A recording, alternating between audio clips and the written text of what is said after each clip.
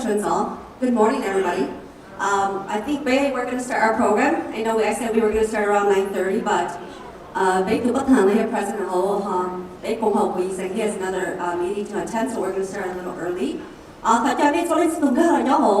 Little auditorium workshop and the silence of domestic violence, and we are part of the solution. And you guys can move forward up here too.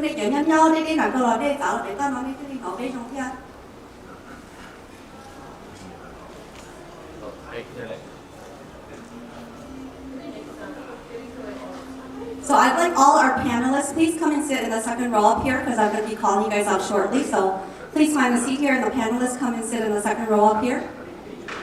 So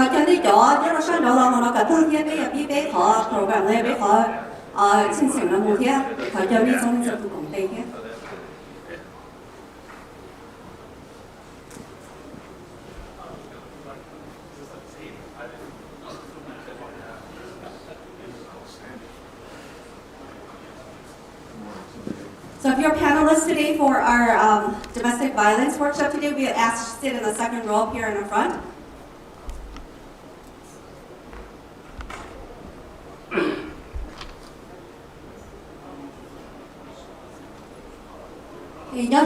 Good morning. First of all, I'd like to introduce myself. I am Jasmine Lee King. I am the King family representative Hong 18 Council. Jason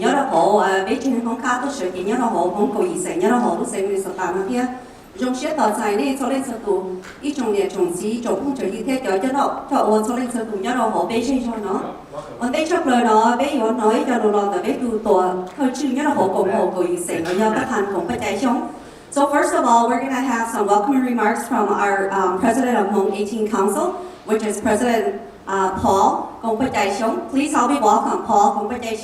He is the president of Hong 18 Council.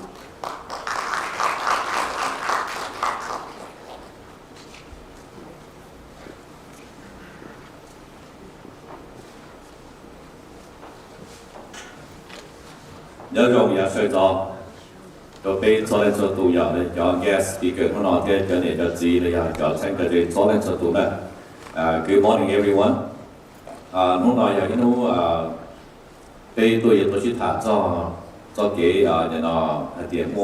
Domestic violence in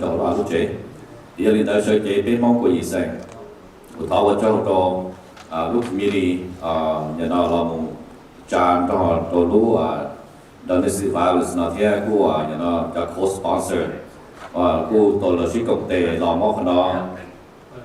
event workshop community guest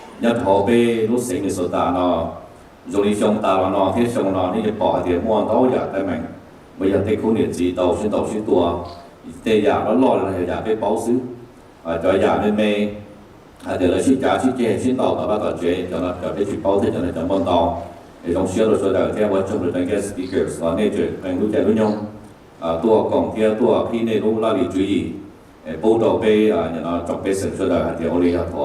domestic violence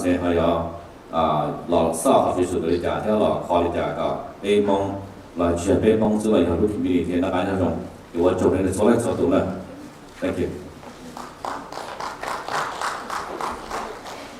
Thank you, President Paul Xiong, who is the president of Hong 18 Council. 透過的過程當中不但同不計，我個整了ที่被錄工程中能力要被錄 workshop 上的 and the silence of domestic violence here。總之我等你啦，被有nói cho錄落晒啦，落嚟被同 Jason 稱巴布。如果係同 Jason 落多錄共和 Family Development Committee，一路好被共和會議成。Theo new committee, we have look committee Jija, look on change no has on the domestic violence. Yelling the Tawadi to a outside Council Chingbabu.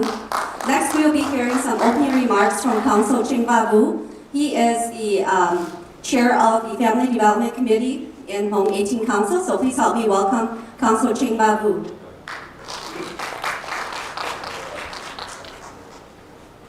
Thank you.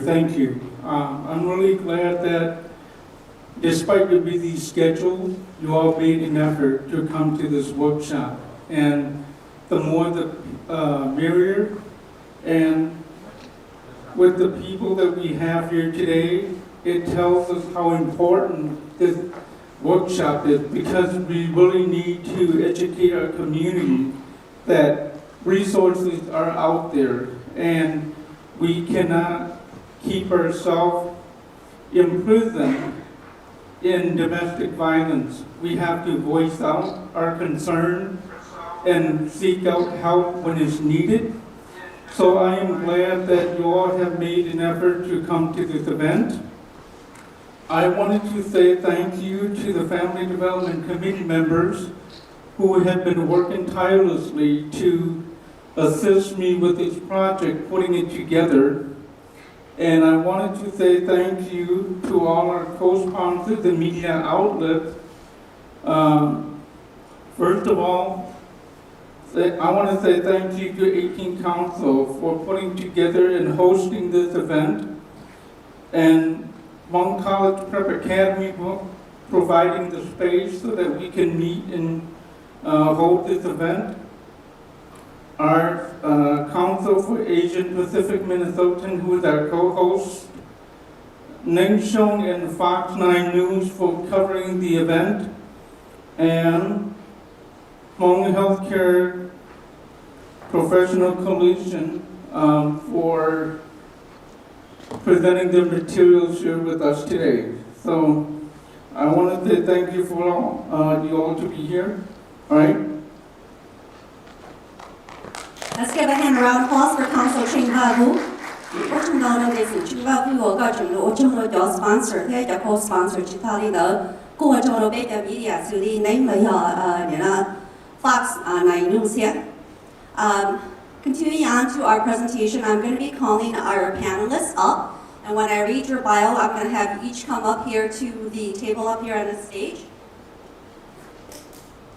总节目等待呢，过过有từ cho bé cho con hai lúc nói ít thu chú của ya kia cho là lúc bé thế là họ bảo là ya là họ kể ô họ luyện là họ chơi gió cái thầu của từ là lúc bé là cái thọ đây cái là số lúc sáng thiên này là nhóc phải thơ số lúc trong nó.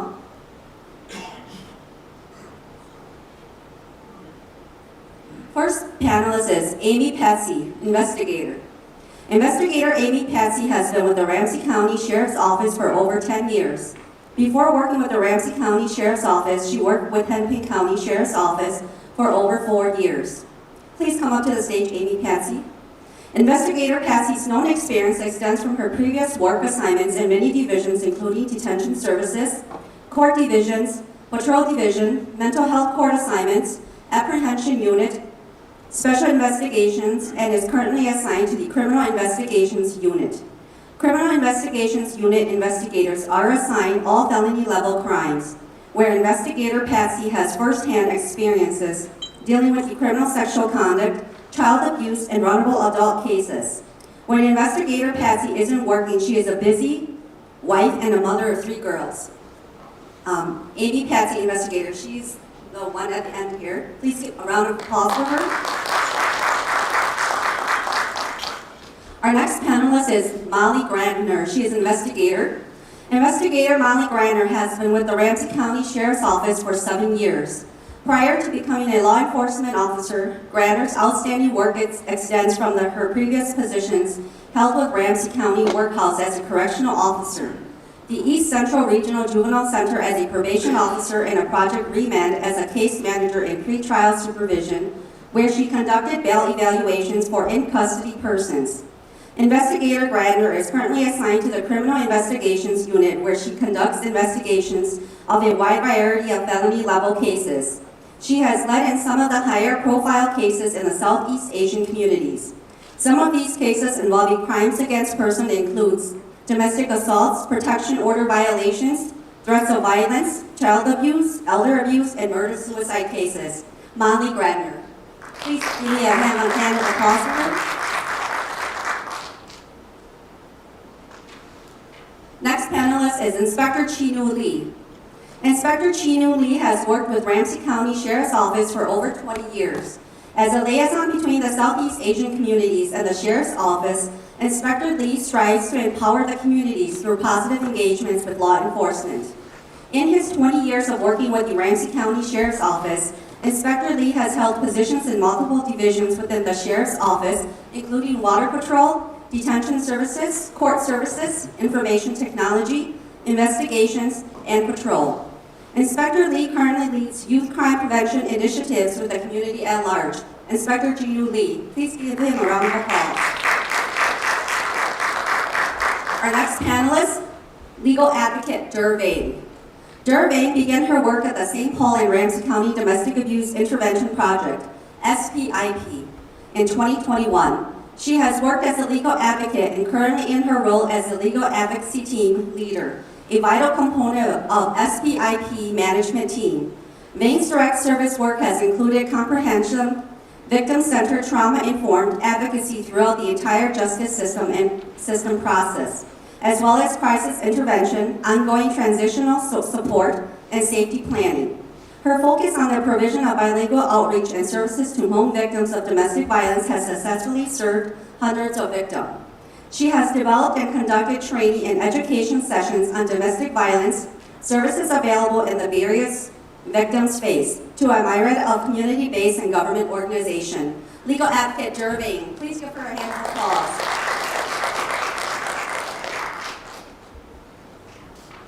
Our next panelist, Attorney Fu Vu. Attorney Fu Vu received his Juris Doctor degree from William Mitchell College of Law in 1996. After graduation, Vu joined Southern Minnesota Regional Legal Services and Fenske Law Firm prior to Vu Law Office. Vu has been in practice law for over 26 years. He is licensed to practice laws in both state and federal jurisdictions for the state of Minnesota and Wisconsin.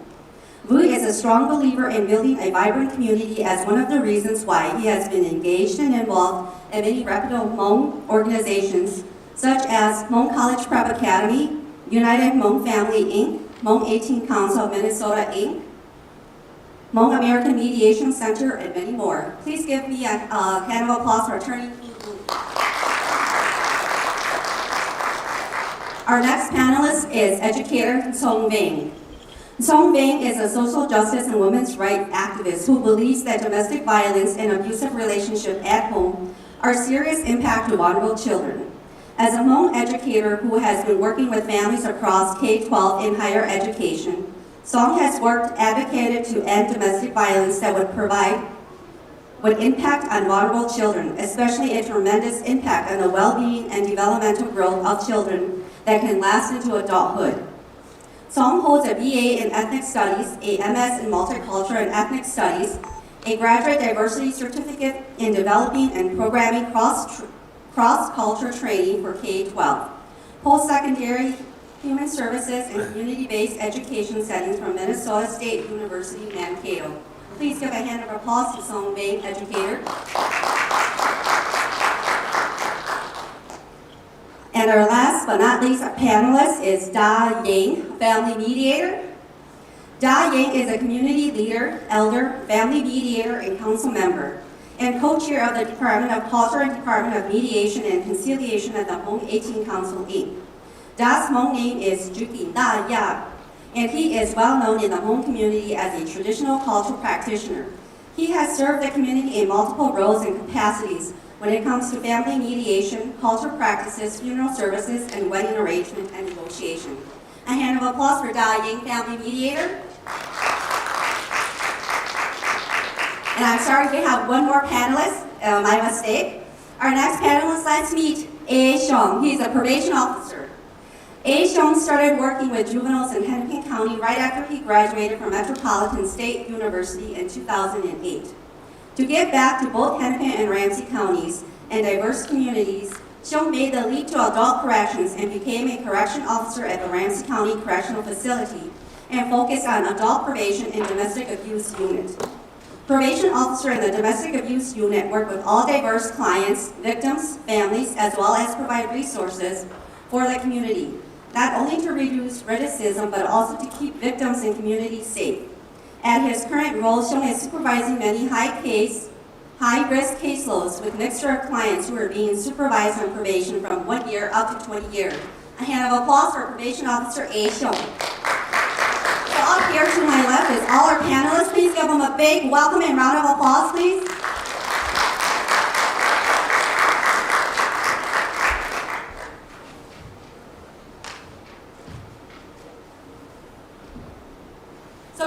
moving next into our workshop here, I have a series of questions that I will be asking the panelists. I don't have any specific questions directed to any specific panelist, but whoever can answer the question, please just go ahead and speak out or reach out or any resource that you have to the questions. So I'm going to be asking the questions in both Hmong and English. And after the questions are directed to the panelists, we'll have a Q&A session for our audiences. So first of all, I'm going to start with our first question to our panelists.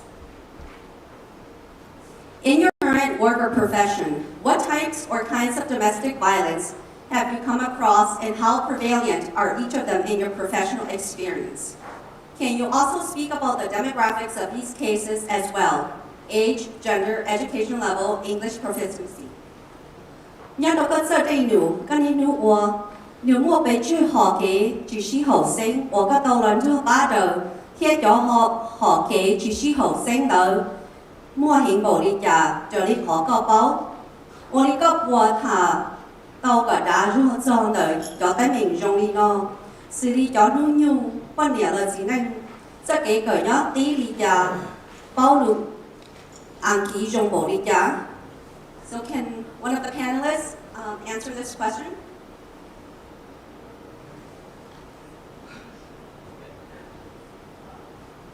So, hi everybody. Thank you all for being here and thank you for having me. I appreciate really appreciate being here. So I'm an advocate from St. Paul Intervention Project. So in our agency, unfortunately, we only serve intimate partner violence as well as mothers and fathers ages 60 and up who are being abused by their children or their adult children. And so, so in my experience, that's the kind of work that I come across and the kind of cases that I work with. And I work specifically with Hmong-speaking clients, with a Hmong-speaking advocate as well. So demographics, there's 72% of our clients are indigenous people of color, refugees, or immigrants. Majority of our clients are between the ages of 22 and 46, and over 30% of them are 24 years of age or younger, and majority of victims have dependent children, with 64% of those having 1 or 2 children, 32% of those 2 or 4 children, and 6% of those with 5 or more. 96% of them identify as females, and unfortunately, I know that domestic violence is not just intimate partner or not just men and women, but 4% are identified as males. An estimated 10% were homeless at the time they reached for services, and over 90% were assisted in sustaining their housing. 19% were new immigrants and refugees. 14% have limited English proficiency. 4% have physical, mental ability, or disability, and majority were at or below the poverty level when attempting to leave their abusive situations.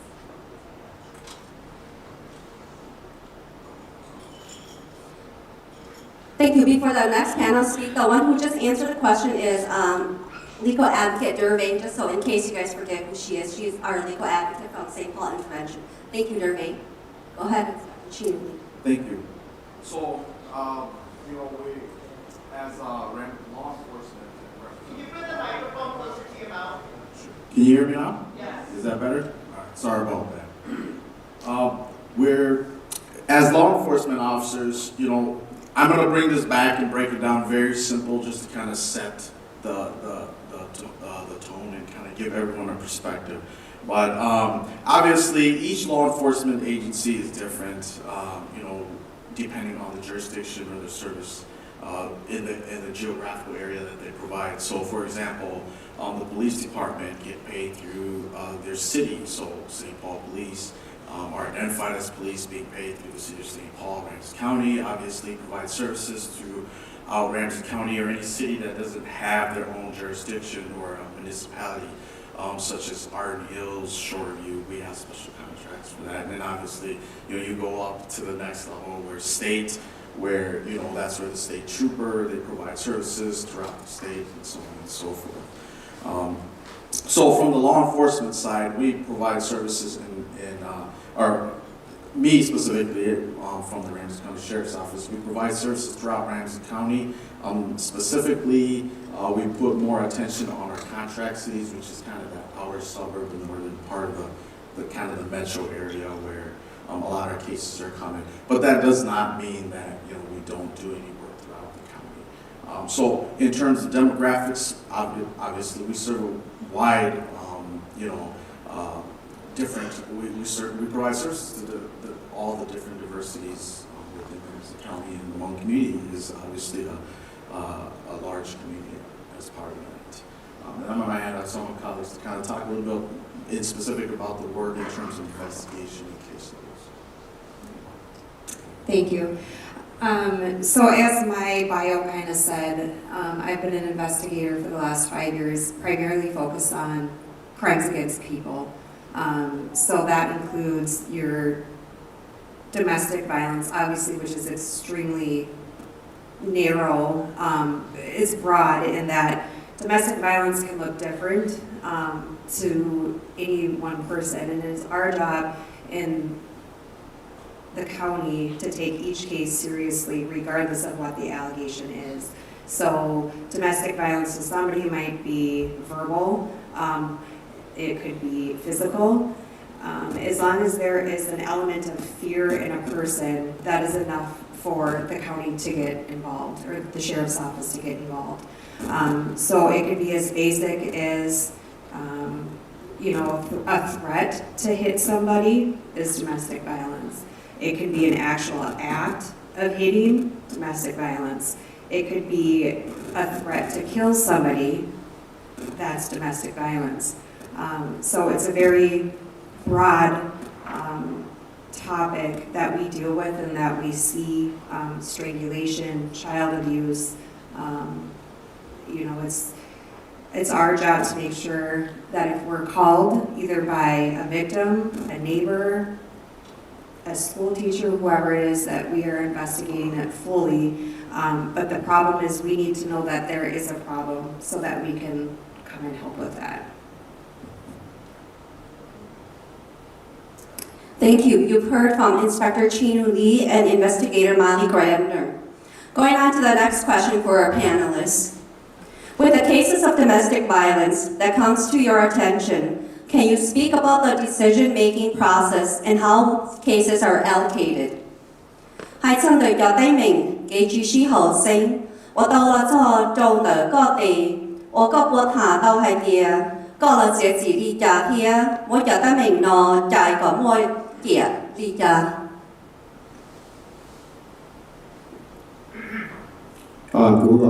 如果係龍風咧，就俾每個年紀農業多呢，就來學話有隻老師嚟咗，你就古醫保係點呢？就話你醫保係龍風貼，俾我俾到就朋友嚟入อเมริกา，但是我係龍風，vì thế農業俾個年就最多呢。我係呢分到咗話 cases 多到的古路 office，分古程到嘅一叫埋英語要弄的，俾下 cultural differences，嘅對起。比如說對籌備話，俾國企俾咗啲東西啊，แล้ว去組織，แล้ว去更大，แล้ว好多東西係俾人到了呀 ，OK， 啲電腦又俾唔到了就錯咗ใจ，對起嘛俾細節先到，細有啲嘛俾細到，嗱呀，細個到時個估計個要自己咯，something like that， OK，結果呢啲點樣到嘅天，比如你點樣到嘅天，對起嘛個俾起了天係啲ก็ภาษาของเขาตรงนี้อันนี้สิอยู่ก็ชื่อตัวมาโอเคแล้วย่อให้เดียก็ภาษาตัวมาอุรุก็ตัวละเราอุรุก็อยู่ปอ so these are some of the things that is never okay y'all know it's all constitute domestic violence in the community so ต้นทางที่กูออฟฟิศมากูยังแค่เราเลยเดียตีจีเนี่ยยังต้องบอกว่าเดียเดียเนี่ย意思ว่า你是知道了，你还知道加入嘛了？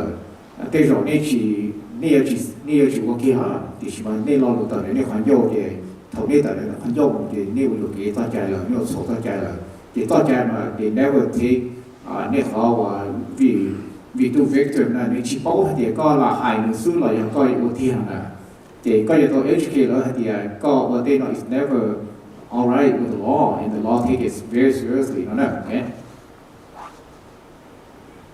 Thank you. 都係看到有 Attorney Gong Jufu Vu, and I think Probation Officer A. Xiong, you wanted to answer that too?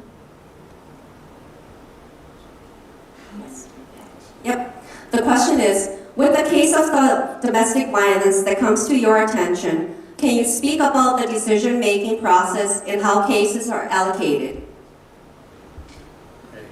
So I guess I can't answer that first part of the allocation of the cases. However, coming from Ramsey County, I work in the domestic abuse unit, which is we have a specific caseload which handles all the Ramsey County cases within Ramsey County. It's divided between, I believe we have 16 agents right now supervising. But the cases are, ranging from serious assaults, felony assaults, down to misdemeanor domestic. Misdemeanors would be considered low contact or lower, and then it goes up to gross misdemeanor, and then it goes up to felony level. So if it's a first-time offender, usually clients are given a misdemeanor sentence, which is usually anywhere from 1 year up to 2 years, depending on what the judge decides. And then the gross misdemeanors are 2 years, and felony level offenses can range anywhere from 5 to 7 to however many years. And how they split that up is a felony level is anything that if they're placed on probation, it's anything that's a year and a day or more. Gross misdemeanor is usually 365 days and under, and then a misdemeanor would be 90 days and below that. So I currently work with a high-risk caseload. It's a mixture of misdemeanors to gross misdemeanors to felony level, and what I mean by high risk is if they're considered high risk based on the, we have this assessment tool called the LCMI, and if they're considered high risk, they are to meet with me. Well, it's a little different now with the COVID protocols, but they meet with me twice a month. If they're medium contact, they meet with me once a month, and low contact once a month. So that's, I'll touch on more a little bit later with the other questions, but that just a little brief on the domestic violence supervision. Great, thank you, Probation Officer A. Xiong. Are we able to ask the question? I think the question you asked, I don't think that we would really answer it. I'd like to hear from law enforcement, especially because we know like Zia Yang was murdered after the police was called to her house 15 times in 1 year. So and I've done work in the Hmong community advocating for domestic violence advocates for over 20 years. And I know that a lot of our victims and survivors who have died, a lot of the survivors get restraining. Majority of the ones who have died actually have restraining orders in place. And yet they still die. I want to know how you all allocate cases and how you all are prioritizing who to respond to and who not to. As we know, statistics also show that 11% of victims and survivors who have died from homicide actually have restraining orders. And 75% of victims who call the police report not feeling safe anyways. Thank you for your comment. Inspector Chinu Lee or one of the two investigators, you guys are more than welcome to answer her questions. So to kind of answer your question, at least with the Sheriff's Office, if anytime we are called to a domestic dispute, verbal altercation, we always respond, meaning we always have an officer come to the call. Sometimes what we'll see is it called in and then somebody calling back saying everything's fine, everything's good.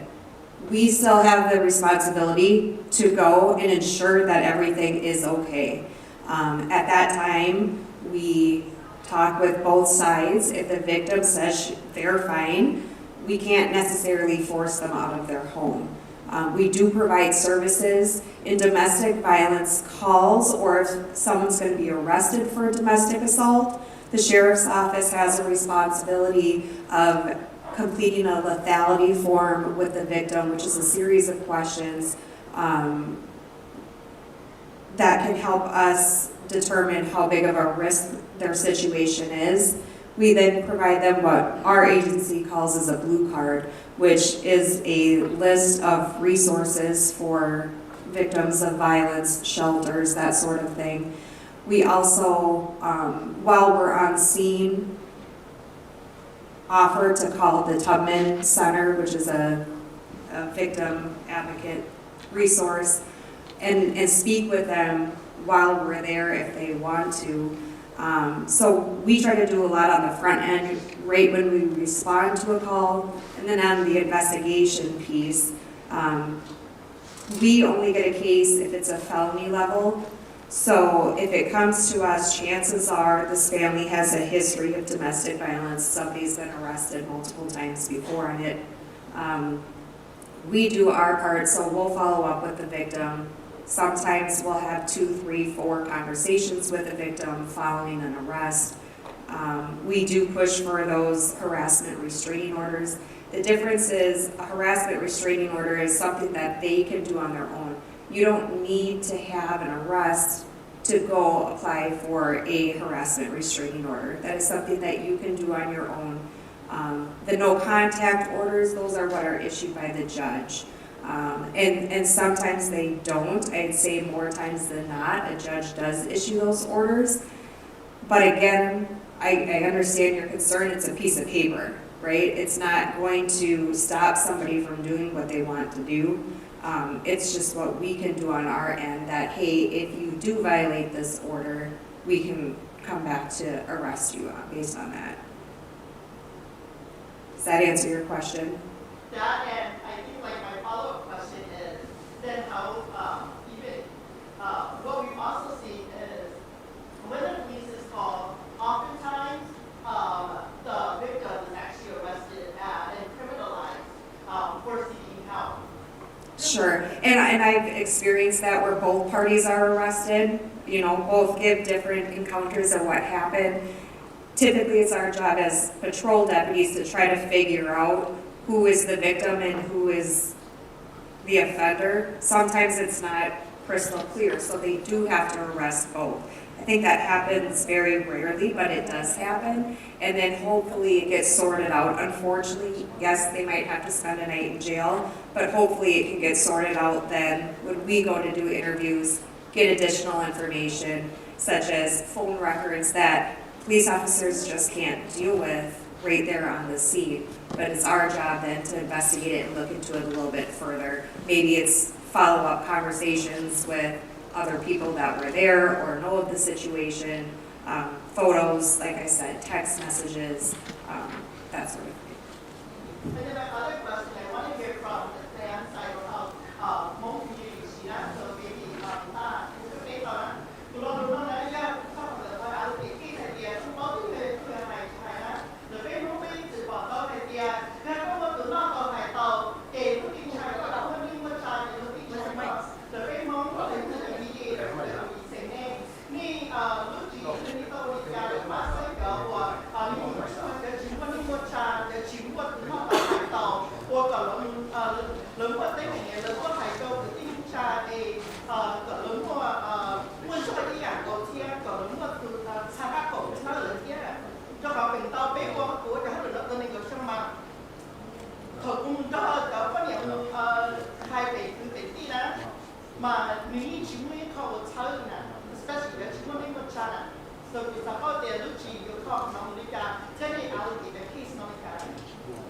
Thank you. I think that was actually one of the questions. I just want to add on to Molly and just make sure we get a clearer picture in terms of, you know, the arrests and whatnot, and for the law enforcement side, and I'll hand the mic over.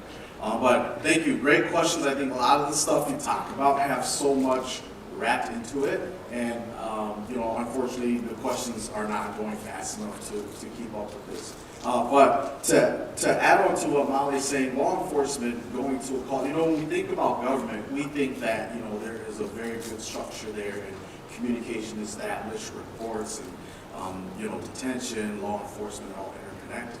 But most of the time, that's not the case. So for example, when there's a no contact order that a court puts out, it takes days before a law enforcement officer can actually have that in the databases they use. The emergency communication does a tremendous job trying to gather that information. And before I move forward, I just want to credit the Emergency Communication Center. Can you put your hands up really quickly? I'm going to be referencing them to a lot that are vital to our operation on the law enforcement side. But, in a perfect world, yes, we should have those systems. And hopefully technology and things in the future will help enhance that. But coming back to arresting victims, obviously during the investigation, you got to remember the law enforcement officers are there at a very fresh problem, and they have to be able to dissect it, and it means to stop the imminent or immediate threat, and then proceed to do further investigations on that. So I just want to make sure that picture's there. But great questions. Thank you very much. I love the provoking questions, and hopefully we'll move the questions quickly. I'm Jason Chukin. I'm going to continue on after this, and then we'll have your questions towards the end. So we're just going to keep going with our panelists and the questions here. I'm going to let them answer this question, and then we're going to continue on with our panelists and the questions we have here. Okay,我叫我做緊咯。佢有啲俾來路內水機有個醫生，佢實下到最年懵有種嘢種子種咗嚟做喎。嚟又都真正有個話頭 J， 嚟又俾人柴，啲就都換咗啲條咯。學幾俾我得明咯，好個醫生俾我做幾巴，又係啲講我得明，就係啲個全部年冇子。我攞嚟到子嘅中個日子做幾支學生，有呢係我哋個年就只係嚟路都就係斷柴，呢多到好個醫生。俾我哋呢課緊間專家，佢提議因為俾啥個做幾耐落後生到呢種嘅日子，貼住摸做幾工作嚟又摸做幾種嘅嘢家，我必須嚟到摸咯。佢啲我係做啲。ก็每個讀菜每個一日每個字每個就係來呢多俾個醫生有個班呢，俾完全咩公務或者呢就警察，嗰啲俾係做啲幾先導師多，呢一種嘅日子只是後生啦，冇做開有先導師多啦，同呢多到個醫生，俾有冇做幾間政府到呢多，俾有冇呢課個呢後生。到有個嘅可以要住後生來俾我哋車，呢年年個採取我哋等民眾嘅頭也單咯，嗰啲俾咗嘅後生咯，要俾啲肉，俾到國家嘛，等於就知嚟摸咗嘅摸到都咗啦，就嚟使動才地面住，但是有啲佢咯後俾個醫生，俾咗啲奴要落辭課就等民咯。比如使呢種嘅日子做幾種醫人嘅，比如靠近人專家，主要係啲個有讀英有啲個英，個有讀書咯，有啲個書，個沙灘保護咯到總統所讀呢，有啲呢我得問，他參與做幾得問到呢種嘅日子都有好個醫生，比如等呢就得問，佢有一度多少 mediation 啲有 culture 呢就好，佢等到中落啦。就等mình nói chỉ biết một đời biết một trò này còn nếu sau một tết mình thì cho đủ gì thả bé lại nó sẽ một trâu được họ có họ phiền này chỉ trâu nó có họ mà nông gì một trâu này. 我从头Jason 就听到that. Thank you to Council Da Ying for answering that question. Continuing on to our questions on the panel for our panelists. Question 3 is. When working with Hmong families, what type of resources have you used or are aware of to help families across immediate care? 頭我哋要做轉夢，個學到時有幾把種嚟㗎，例如我幫助幾把我藥車到咗轉個冇做到幾把嚟㗎。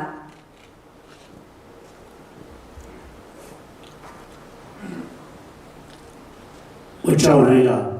วิวหายว่าหลุมมองน้องเราตัวสวยเดียวเจริญมองผู้ชายแต่นี่จะตัวตรงนอนนี่อยู่เป้าหลุมมีการจงละแต่สิ่งที่เราตามมาเจอแต่ว่าเราเจอตัวเป็นจงเนี่ยจะจีว่า要เป็น我的门要让的叫รัวๆ你เป็นเจ้าที่ส่งตัวข้าจะก็อีส่ง thiết thầu một đầu chỉ dùng cho các một đầu tỏ cho lầu chỉ đi nói chỉ cho lầu tới là cho chỉ mua cái bao đủ mì cả thì nhua thì biếtว่าcó đủ mong thế nào có sai thì cho tới mình nó yếu mua trong đời trên những mong ta chỉ ý của xã có nên giá muốn chỉ nên thu dùng nhiều trong gì yếu mua trong nên trong cái địa gì là nên muốn chỉ tu nhiệt gì ở yếu tu cho người ta nói yếu cũng chữ thứ hai là đây số con nhiều có gì là yếu hư hệ có con trai chứ ta chỉ có muốn chỉ tu cho nữa thì tu cho yếu đời có cho tới mình yếu thiệt cái nhân dân nó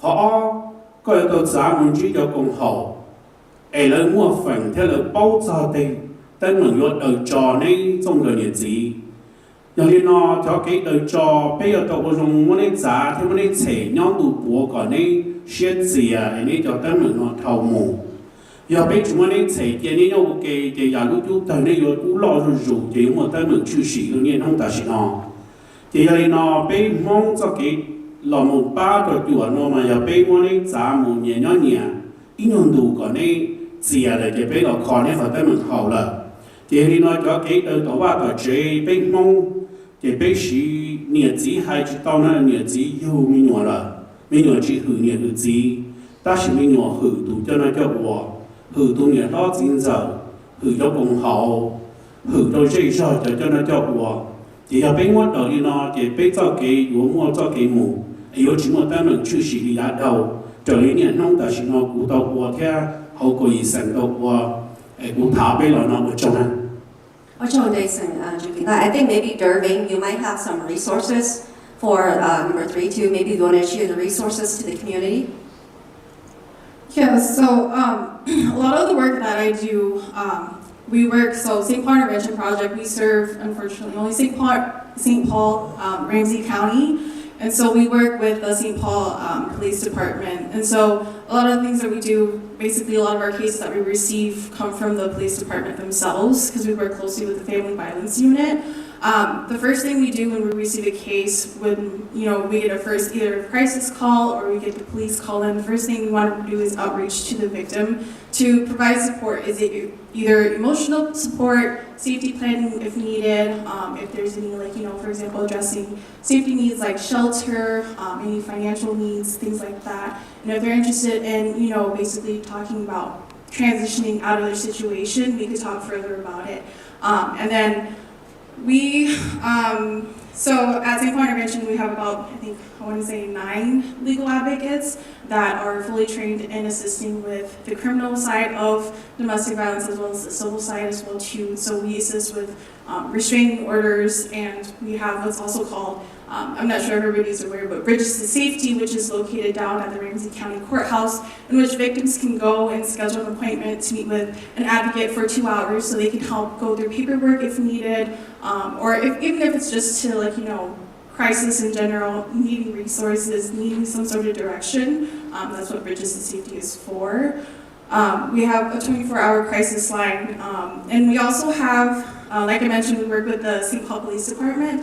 We also have what's called the DV car, which is when one of our advocates from our office goes out with the sergeant, and she goes out on the cases that are more high lethality, like cases that were just in the night before or the morning before.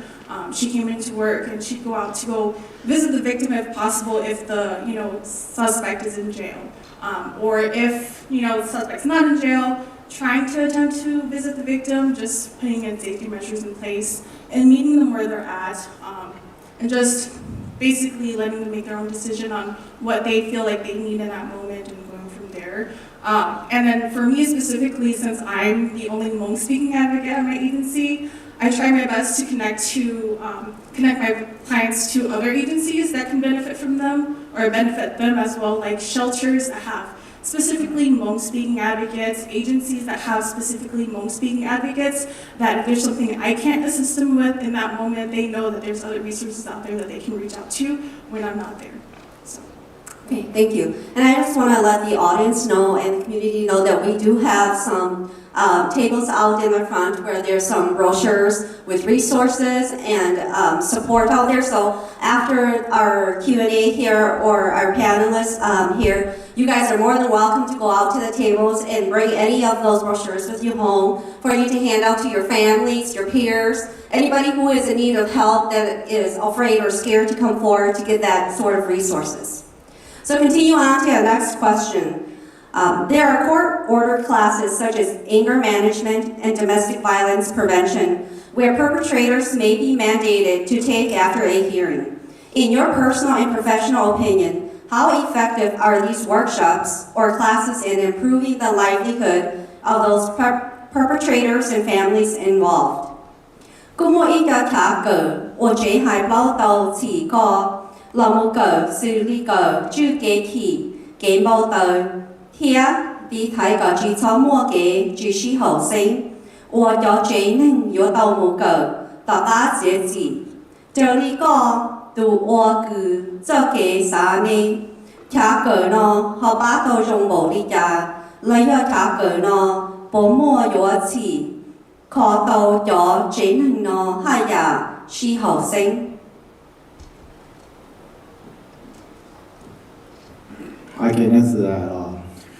So whenever court order, after the hearing, there's always a probation officer that monitor you like a hawk, okay? And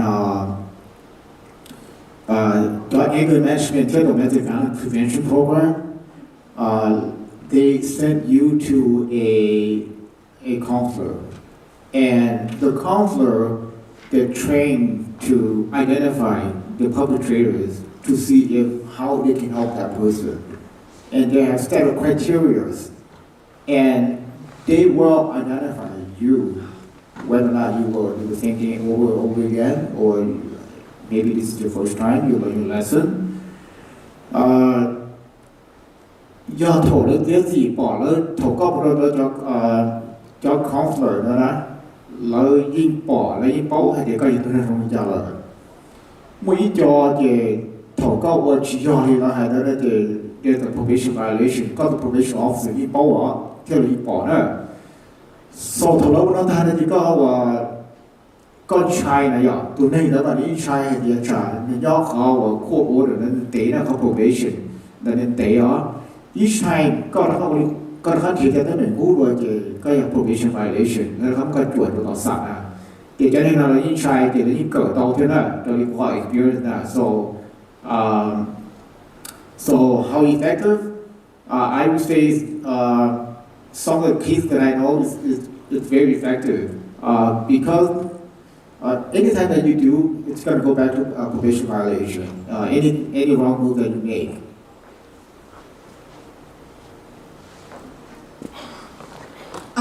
I can speak to that. I'm going to be very honest because I work with the criminal side with victims as well too. I think it really depends on who the person is. Like he mentioned as well too that if it's like a first time offense and it's only one time only, they won't do it ever again. That's a miracle. But then there are cases that I've seen where victims have been abused for many, many years in which their abusers have very extensive criminal history in which they're continuing to abuse no matter what, and they're going through all these systems and all these programs and everything, and it seems that these things are not helping. So in my opinion, I would say, honestly speaking, it really depends on the person, who the person is, and whether or not they're willing to abide by it.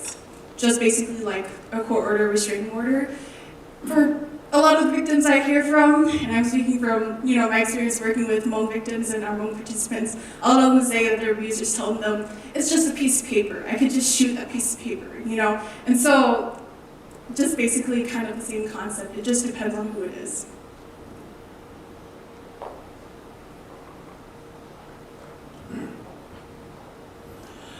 Okay, well, cô sai để cho cái cỡ nó mà gia đình cho lùa thì nó ba tàu nè vì thế có một ngoài yêu chỉ và có chơi chầu nhớ đâu tây giả có bộ đâu chơi chầu và mỗi cho chơi kia các sự họ chơi chân cho lùa yêu bao liền đó là bị chân lầu cho chỉ bao cho chạy nợ thì gia đình nó lo đó ba đó chơi thì bây giờ tao mua vì thì nó hay nên tư yêu tao chát xài này cho chạy nợ nó hay nên tao cho hay để lúc tết chờ nó xong chạy các cử trừ lúc tết chờ nó yêu và liền nó là thì có một cái nó có yêu tao là cho yêu người nó có yêu tao giàu đi nó mà tụ nhẹ tụ chỉ là do tụ năng của một cỡ cho cáiวันนี้ยวนจัวขนอนหรือเทียบเป้าหรือเทียบแฟงมั่งหรือเทียบจอเจเตาvìเป้งว่าเต้เนี่ยเต้จีเต้ตูตู้จีเป้าหลูก็จะมุ่งเกิดตาเราบริการเราให้ยาช่วยตาเราถือป้อนเจเดี๋ยวก็ตอนเราจอเจเดี๋ยวจอเกเกิดเดินยกกงหอมเดินป้าจีตัวหนึ่ง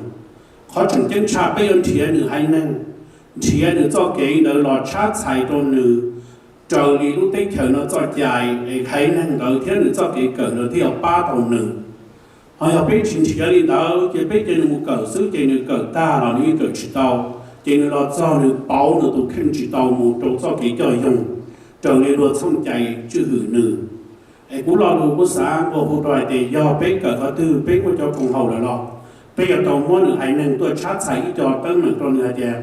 Bây giờ lúc tích thở mà như phanh, ta chỉ lúc tích thở nó chỉ trong đến thở nó chỉ cho cái cỡ nó theo ba tàu nữ sư của chồng.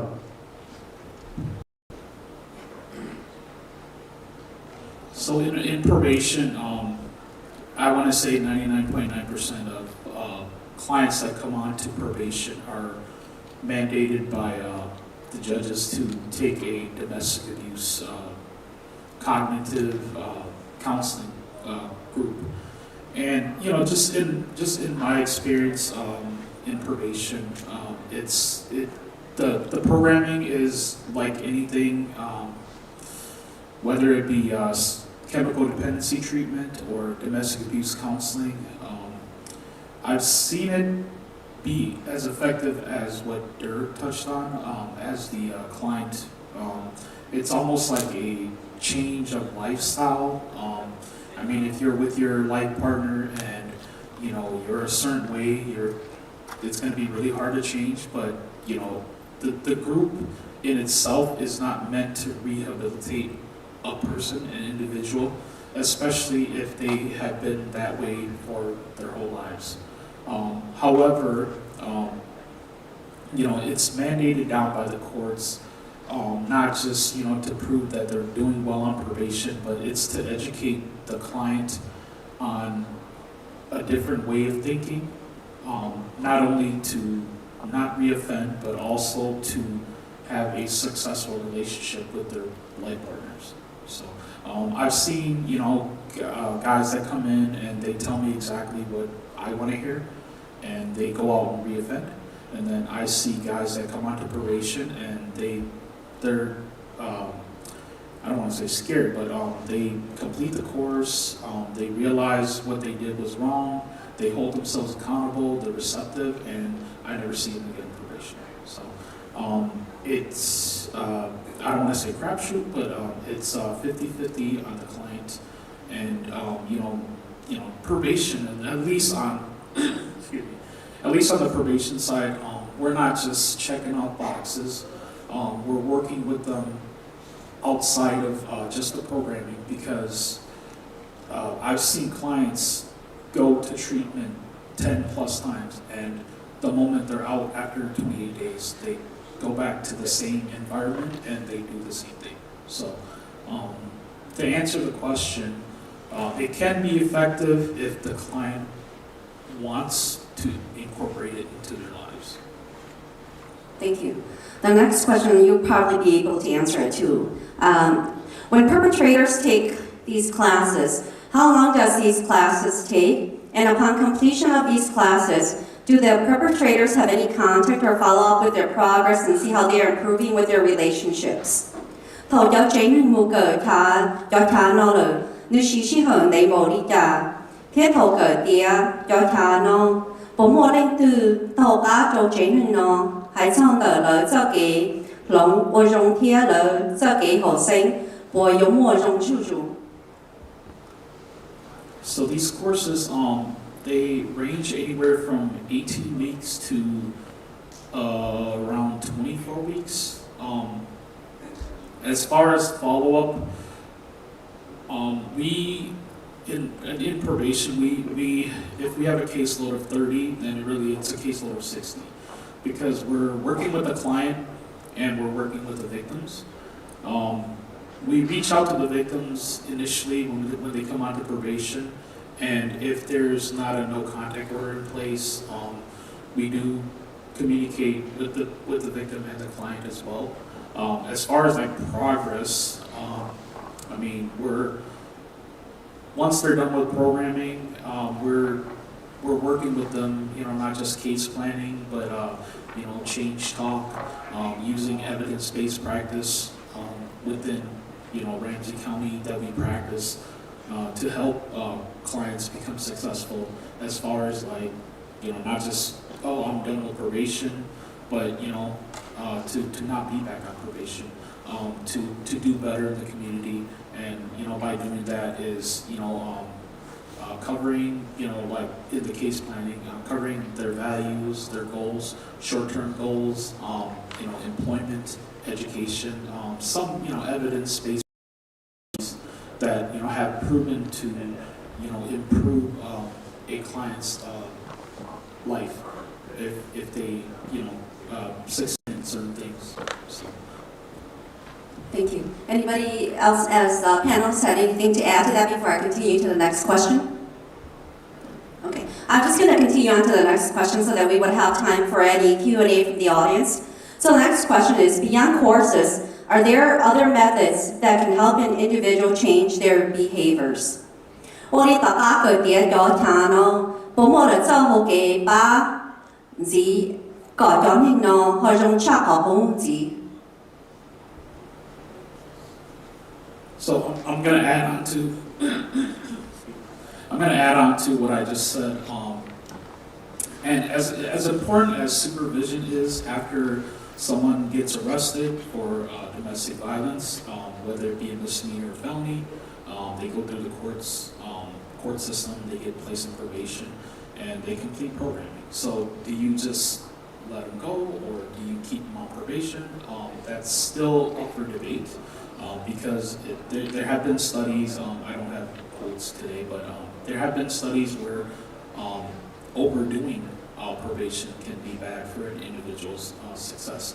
However, as far as you know, working with the individual for their term on probation, it's, you know, not just, hey, any police contact, any victim contact, did you get work, did you get a job? You know, there's more to that. I know sometimes probation is misunderstood. We're not just checking in with clients to make sure they're not doing anything, because obviously, you know, we see them once every 2 weeks, and they could be doing many things that are not good during the 2 weeks. But that's where case planning comes in. That's where, you know, using cognitive planning, change talk, and you know, working with individuals that do want to change, and you know, helping them, you know, not just change their way of thinking, but also, you know, reaffirming them on things that they do well, to hopefully avoid recidivism in the future. Thank you. The panelists who answer this question, if you guys forgot, is H18C is a corrections officer or probation officer for Ramsey County. And continuing on to our questions, we only have 2 more so that we'll have time for any Q&A from the audience. Please just bear with me. Question number 7 for the panel. As for the victims of these domestic violence cases, how many in your experience seek out services to remove themselves from these situations? Protection, emergency shelters, or hotline? And what type of barriers do you think prevents Hmong families from seeking out such services? 我喺上度有年我做咗啲名咯，住書後生，做啲可個包，我俾出到到冇，做咗幾百個嚟到有啲名咯，處理我都對啲睇，冇個他冇事情，你有換錢幾百，天下我個啥係啲有貨，你有做錢冇老冇做。Any of the panelists?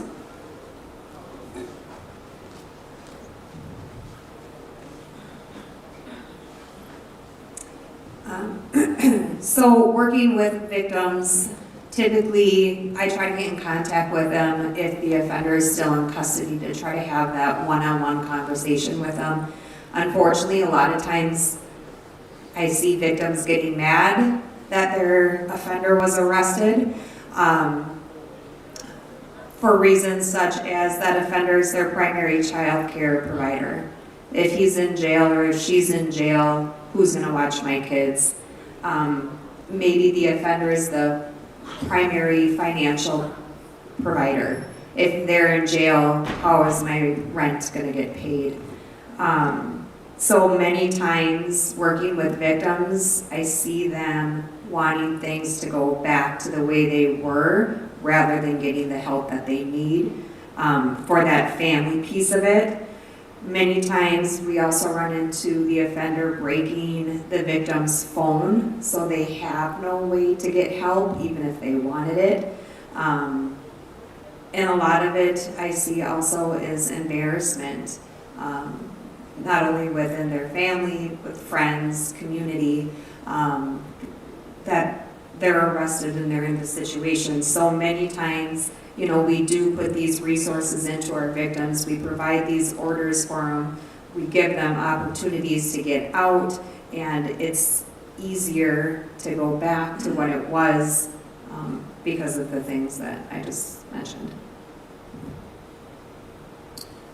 So domestic violence is not something new, you know, and I'm saying the obvious there, but you know, there are yesterday, you know, when I pulled the statistics, there's about over 670 calls for service last year alone in terms of domestic calls for service. This is pulled directly from the ECC dashboards and the websites, and credits to them for that. And of those, there were 3 major cases that hit the media. So it seems like this problem is starting to surface. Those numbers does not mean that there is no domestic case in any specific community or in the Hmong community. But those numbers do mean that there is awareness and there is a need to start really focusing in on domestic violence in the Hmong community. And you know, I like to use the comparison of a flashlight, right? If you shine a flashlight at an area, you only see what you see. And the reason being for that is because, you know, the Hmong community is a very new immigrant group to the U.S. And tying that into barriers is what's unique about the Hmong community is there's a proverb that the Hmong elders use, and the Hmong elders here will probably kind of help me with this too. But the proverb goes, Hmong chua Hmong tao, shuo chua shuo tao, right? And verbatim, it means Hmong medication, Hmong brew. Chinese medication, Chinese brew. There's no offense to any, I don't mean that in offense to any person of Chinese ethnic minority background. It's just that proverb dates back to way back when the Hmong people, you know, migrated from China before the Indo-China War. But the content of that is that the Hmong community have the Hmong way of doing things, right? Funerals, weddings, domestic, ishaoki, where you deal with domestic issue. And then there's the non-Hmong way. And that proverb, or that content extends from that. So, in terms of services, in terms of law enforcement, we have to identify what that Hmong way is and who's qualifiable to make those decisions. You know, Molly talked about victims who are in court testifying, trying to get their offender out of court because did we resolve the domestic problem with that particular family at home the Hmong way, and now she's trying to come back and bring everything to normal so that life can continue, or there are other influencing factors that was dealt with a non-Hmong way. And we see that over and over and over, and when it ties into domestic violence, where the Hmong way makes the final call in terms of sending the family back together and making the life work out, or their lives to work out, you can already see the danger in that. And so I want to tie this all together and from the law enforcement perspective, and what I see is who is qualifiable to design that Hmong way, and what is it, so that professionals, so that nonprofit organizations, so that the community, so that us as Hmong people can come together and really work off of that, and maybe, just maybe, we can start developing best practices or rules and regulations, which can develop into policies, and legislations can be moved to cater to the Hmong people and the Hmong way. So, it's not, I can't put my finger on any particular person or entity or group and blame and say, it's because of the Hmong community, it's because of them, and they need to change the Hmong way, or I cannot blame the family, or I cannot blame, any identity. It's everybody's fault, and it's everybody's responsibility, but how do we bridge that gap, right? How do we make that Hmong way become official? And I think that's where we start. And that start is here today. And I see a lot of important people. I see law enforcement officers in the audience. I see leaders from the Hmong community. I see professionals who can really make a lot of changes in the community. And this is where it starts. And I think these are just starting to surface as the statistics are showing that we're just barely starting to scratch the surface of domestic violence in the Hmong community. But unfortunately, lives are being lost. And, tragic events are taking place in the meanwhile while we're doing that. So, trying to tie everything together and answer the questions of barriers, that's all. So, if anything, for me, I work with a fair different types of victims. There's the victims who want everything possible to be done about it. Like, they want them arrested, they want them gone, they want them out of their life completely. And then there's the ones who, want to go about how to remove a restraining order. It breaks my heart every single time I have to help a victim dismiss a restraining order, because I don't know what could possibly happen next. And who knows, I might see them again in a few months, which is something I don't want to have to experience or have to expect them to come back. And so we serve annually about 1,000 Hmong participants every year and their children. And like I mentioned, if they are Hmong speaking, cases get delegated to me right away, because I'm a Hmong speaking advocate and the only one. And if they do speak English, they speak and they work with any other advocate. And so I think what types of barriers that prevents Hmong families from being able to seek out such services like restraining orders, shelters, the hotlines, things like that, is support from the people who matter the most in their life. That's the number one thing. Just because, as he mentioned before too, there are cases in which there's a domestic incident that happened, and then the victim goes and figures it out with the family members and comes back and tries to undo the criminal system part by herself by trying to support the abuser. But I always say, and it breaks my heart too, because there was a case that I had recently where it was really a lethality case, but the victim was like, it's my fault. It's my fault. I could have did something else. But I was like, no, it's not your fault, because the person could have chose to not pick up that hammer and hurt you. The person could have chose to not punch you in the face. The person could have chose to walk away and not do any of the things that they did to you, because they didn't think about you in that moment. They didn't care about you in that moment. And so in that moment, you gotta focus on yourself. And so I feel like it's encouragement from people who matter, because I have Hmong victims who are moms and grandmothers who have children who are telling them to go back to their relationships. When they go back in the relationship, nothing has changed. The dad is just calmer than the way they were before and wasn't as angry, or even worse, they might be even more angry that they came back. And so it's support from people that matter the most, and just telling them that you are there for them and that you could be someone there that can listen to the things that they're going through. Because as victims come to reach out for me for help, I gradually learn more and more details about the things that they've experienced. And I'm like, wow, you're so tough for still being in the relationship, even after you've been through that so many times, and even after you've been damaged so many times, you're still with him. And that makes you a strong woman. But now it's about you. It's about figuring out what makes you happy, what makes you better, because he doesn't clearly care about what you're doing or what matters to you. So that's just me. I also just want to add that part of the reason is of the of the Hmong clan system that was so closely tied together. And so sometimes when the victim come over to the elders or the clan leaders, they always say, hey, bây giờ nên trái rong lại, cho nên trái rong lại. Rồi để tụi chúng mỗi con tàu là do đi giờ là tụi tôi thọ bế rồi đó, để có bế và vì lấy nên trái rong.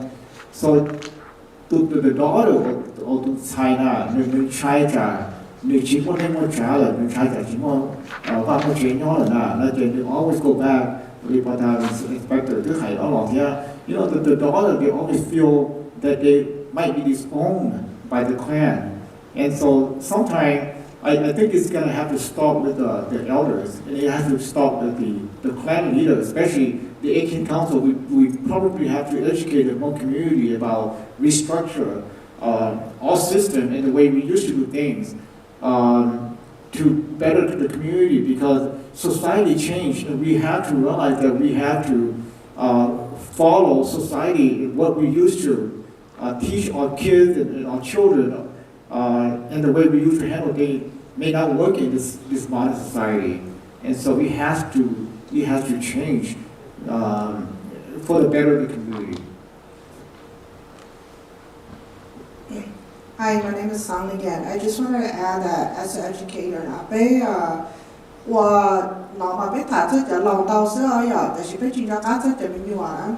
So domestic violence. Domestic violence involves so many things. It involves unhealthy behavior, it involves verbally abuse, it involves emotionally abuse. And so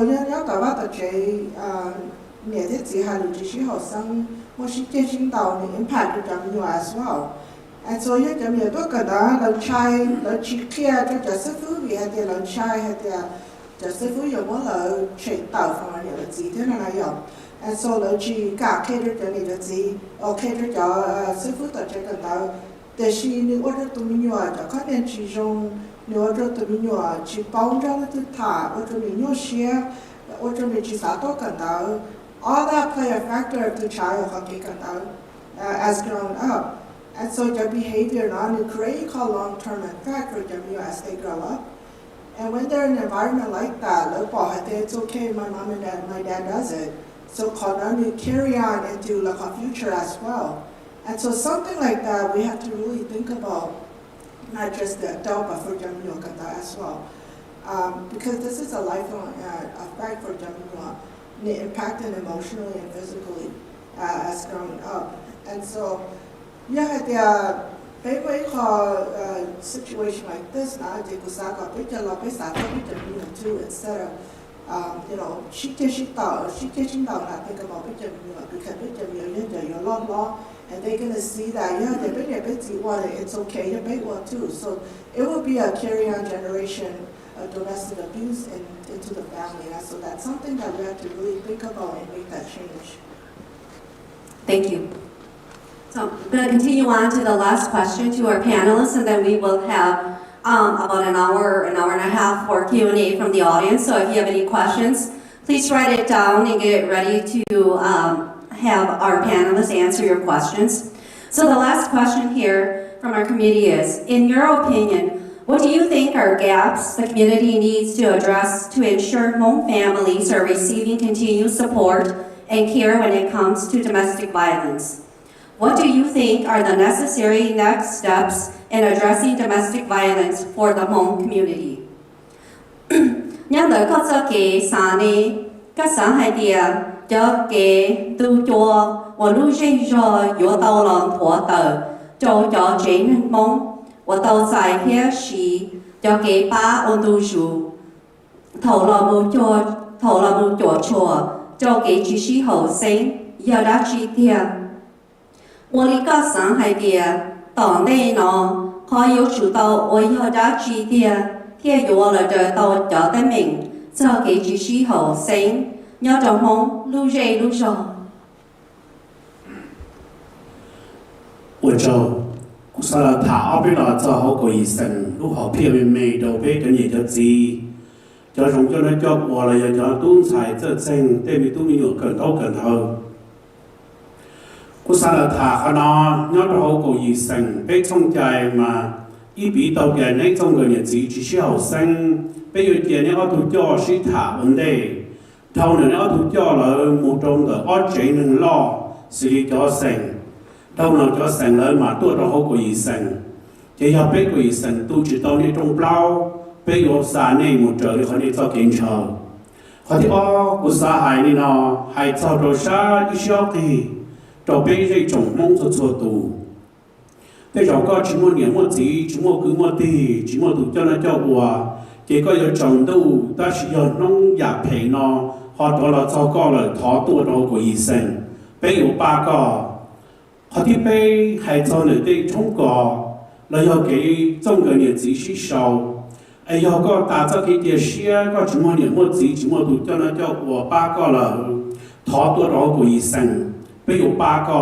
ไปอยู่เดินก็ติดเต้นเหมือนเนาะที่วันนี้ชิโซโลจงเกิดเนี่ยจีเขาถูกเกาเนาะอุตสาหอีหล่อเจ้าถูกเจ้าเก๋ให้เดียเป็นมงวันนี้ไปจอมีตุ้มีหนัวในจงเกิดเนี่ยจีรัวในจินยอดเจ้าไปชิจ่าชิเจแต่น้องตากหมอไปตุ้มีหนัวเลยจะต้องมุกอีชงเจเลยรู้นั่งเลยจะสาเขียไปวิญญาณเลยถัวเจ้าเก๋ไปชิจ่าชิเจละเจตุนชายเนี่ยมูปล่อยตัวนั้นจีจีเจียจีตัวนั้นเจนเจจีตัวนั้นรุ่นนั้นหรอตุนชายเดี๋ยวกูทัวกูเนี่ยเดี๋ยวกูจริงละไอ้กูเขียนมูกับกูจอนน้องก็จะเกิดสิเดเจตุนชายเดี๋ยวมูรู้ตัวอีตัวนั้นจีจีเจียนึกจะทัวไปซื้อตาชินึกปัวเนี่ยรุ่นนั้นอย่างนี้เรากูสั่งว่าหูโตไปจะตุนชายรัวแต่เราไปเจนั้นมองในตัวรู้เตะเถอะนอในนอเราดูให้เดือดฟรีดอนchỉ nên mua sai thì lúc đấy thời nó nhon từ u cá cho lầu thầu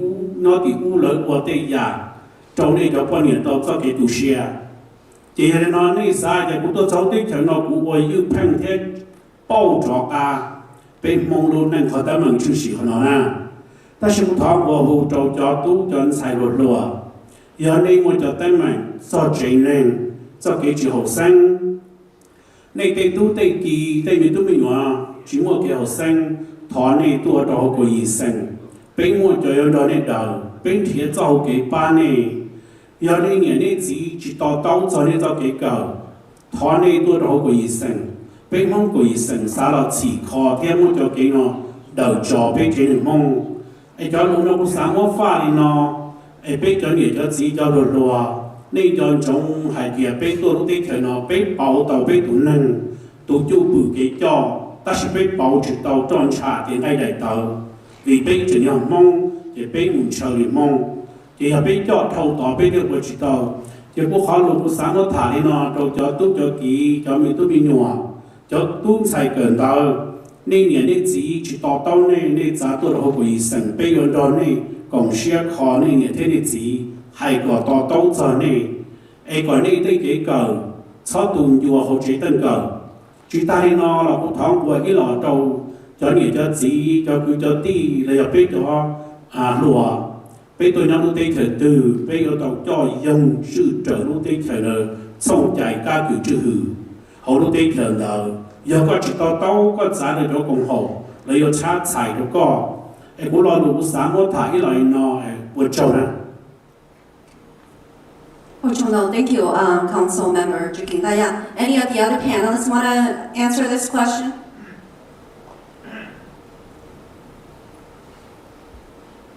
You know, I know that the domestic violence issue, Moko is saying to tackle hot issue now for the past 2 years.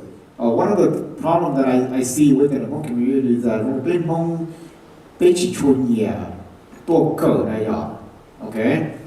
So bây giờ giờ biết số nhiều đô cờ tất cả những một cờ tôi kể trên cờ ingest information biết chỉ số tôi nó ở bên muốn chỉ số nhiều hơn đó nên thứ bỏ tao là thì tên đến mạng cái của mấy thầy giáo là những cái kho và tên mình watch up vào bên một community thì chỉ những vấn đề thì biết sự tình lúc đó là sơ được chỉ đô cờ nó này là thì biết muốn mình hay cho chỉ số nhiều đô cờ đó chỉ bây giờ cũng trên đâu thì tại sao vì để bên muốn mua cho tên mình nó mà cũng trên đâu thì bên ở đâu bên một cái resource we have to find a way to target the community and we have to find a way to go to them instead of they coming to us That's the only way to solve pandemic 的话，但是呢，给你报道的这种 message 能接 share 了，with our community。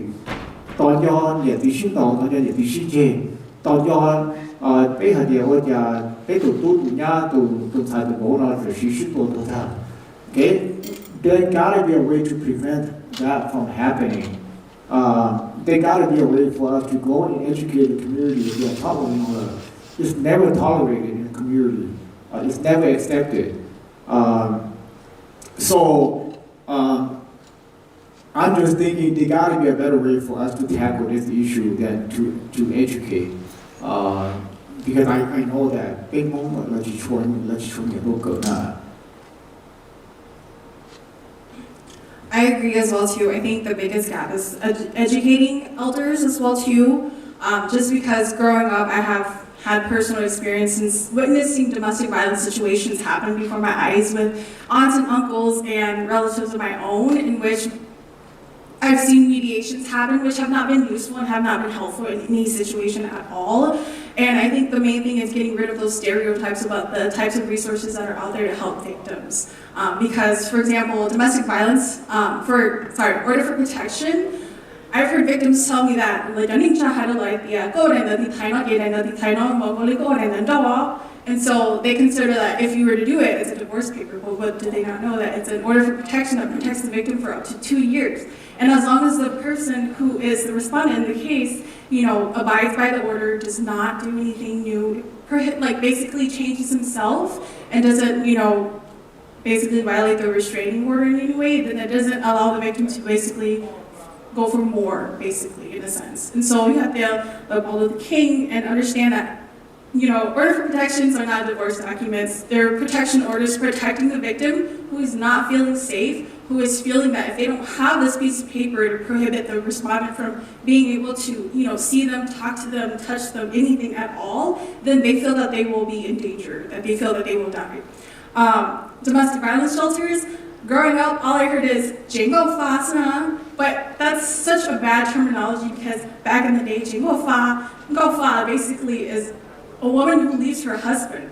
But it's not. It's a domestic violence shelter for victims who are afraid for their safety, who need a safe place to be. They need safety, security. They need even a moment to think and collect their thoughts about what their next steps are. And so I think, if anything, just getting rid of these stereotypes in our community and educating elders about, what these resources are and what our purpose is basically here as a legal advocate. Because I know I've heard from people that have been seen as somebody who ruins people's marriages and lives, but really I'm not. I'm here to help people who need help when they need help.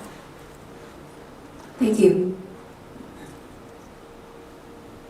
Sorry, I'm kind of on the microphone a little more than anyone, and my family try to keep it from me during karaoke sessions and whatnot too, so excuse me for that. But, in terms of coming off of the question, the gaps in the community, and I might have to put some of my ECC friends in the spot here. But in terms of building bridges, coming from the law enforcement government side, when there are issues that come up in the community. Last year, there was a very tragic domestic murder-suicide case. And it's very impactful, and it specifically stuck with me. As a matter of fact, one of our investigator, Molly, was the lead on that particular case. But it's especially impactful because children were involved. And because of that, that's one too many cases already. Believe it or not, between then and today, there were many, many murder-suicide cases in between that time span. And so, because of that, law enforcement is reaching out to say, help us, right? Help us Hmong community. Now, who is that, right? Who represents the Hmong community? Is it the leaders? Is it my clan? Is it the 18 clan council? Is it the schools that are doing things with the Hmong community? And so, credits to the Hmong 18 council because they are there trying to represent that. And there is a lot of work to do in terms of that. As a matter of fact, I was one of the pushing and the influence of trying to make something happen in addressing domestic issue and raising awareness. From the government side, from law enforcement side, when a community does not say or do anything, we're assuming that there is nothing going on. And you hear about other groups, and maybe some of my colleagues can kind of talk about what happens in other communities as well too. But when there's the squeaky wheel gets the grease, right? If we as a community do not speak up, we do not raise awareness, we do not have conversations such as this, then the default assumption is there's really no issues. And so part of building that and that gap requires all the stakeholders, and I strongly believe we have them in the room here. You know, especially the younger people who are here today, who are still going to college, because you're going to be sitting in our positions, you're going to be replacing us in the future. And how we design that for them is vital to how we as a community come together right now. So the gaps in it requires a stakeholder, and the stakeholders are all of us.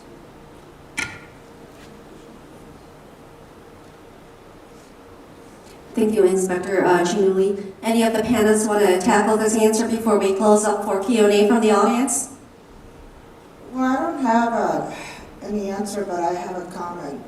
It is most important for us,小孩女中, yeah, the nature she is better, for the sake of the kids.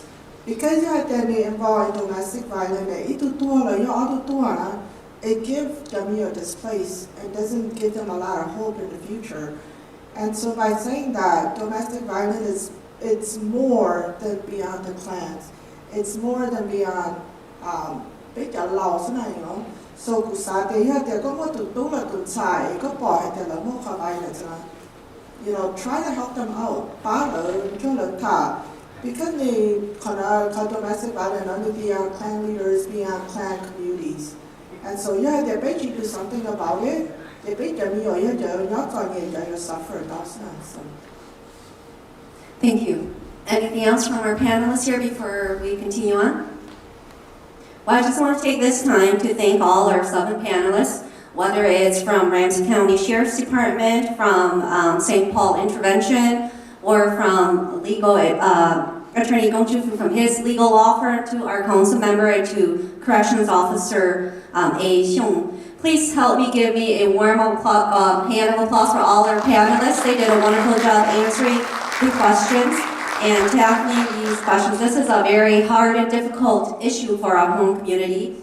In the past, it's pretty much a black and white topic where our community leaders and clan leaders did not want to touch on this topic because it's too sensitive. But as we move forward into the 21st century, and with Hmong 18 Council and our supporters and different organizations, I believe that we can tackle this issue, and I believe that we can find resources and helps to victims and perpetrators and help them find their way through any domestic abuse situations.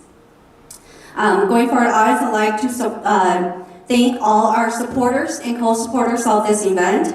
A big thank you goes out to Hmong 18 Council, Hmong College Prep Academy, the Ramsey County Sheriff's Department, VU Law Office, Early Childhood, and Council on Asian Pacific Minnesotans. Thank you guys for helping co-sponsor this event. Without you guys, this event wouldn't have been able to be done today in a very professional way for all our community and our leaders. Before we continue on to the Q&A or the question and answer session, I'd like to take this time to tell the audience that we have a couple of tables out in our front, and there's tables with resources and brochures and cards for their organizations. We have cards and brochures from the Hmong Family Strengthening Helpline. They have a table or a booth out in front. Please grab brochures from them and business cards. We also have St. Paul and Ramsey County Domestic Abuse Intervention Project.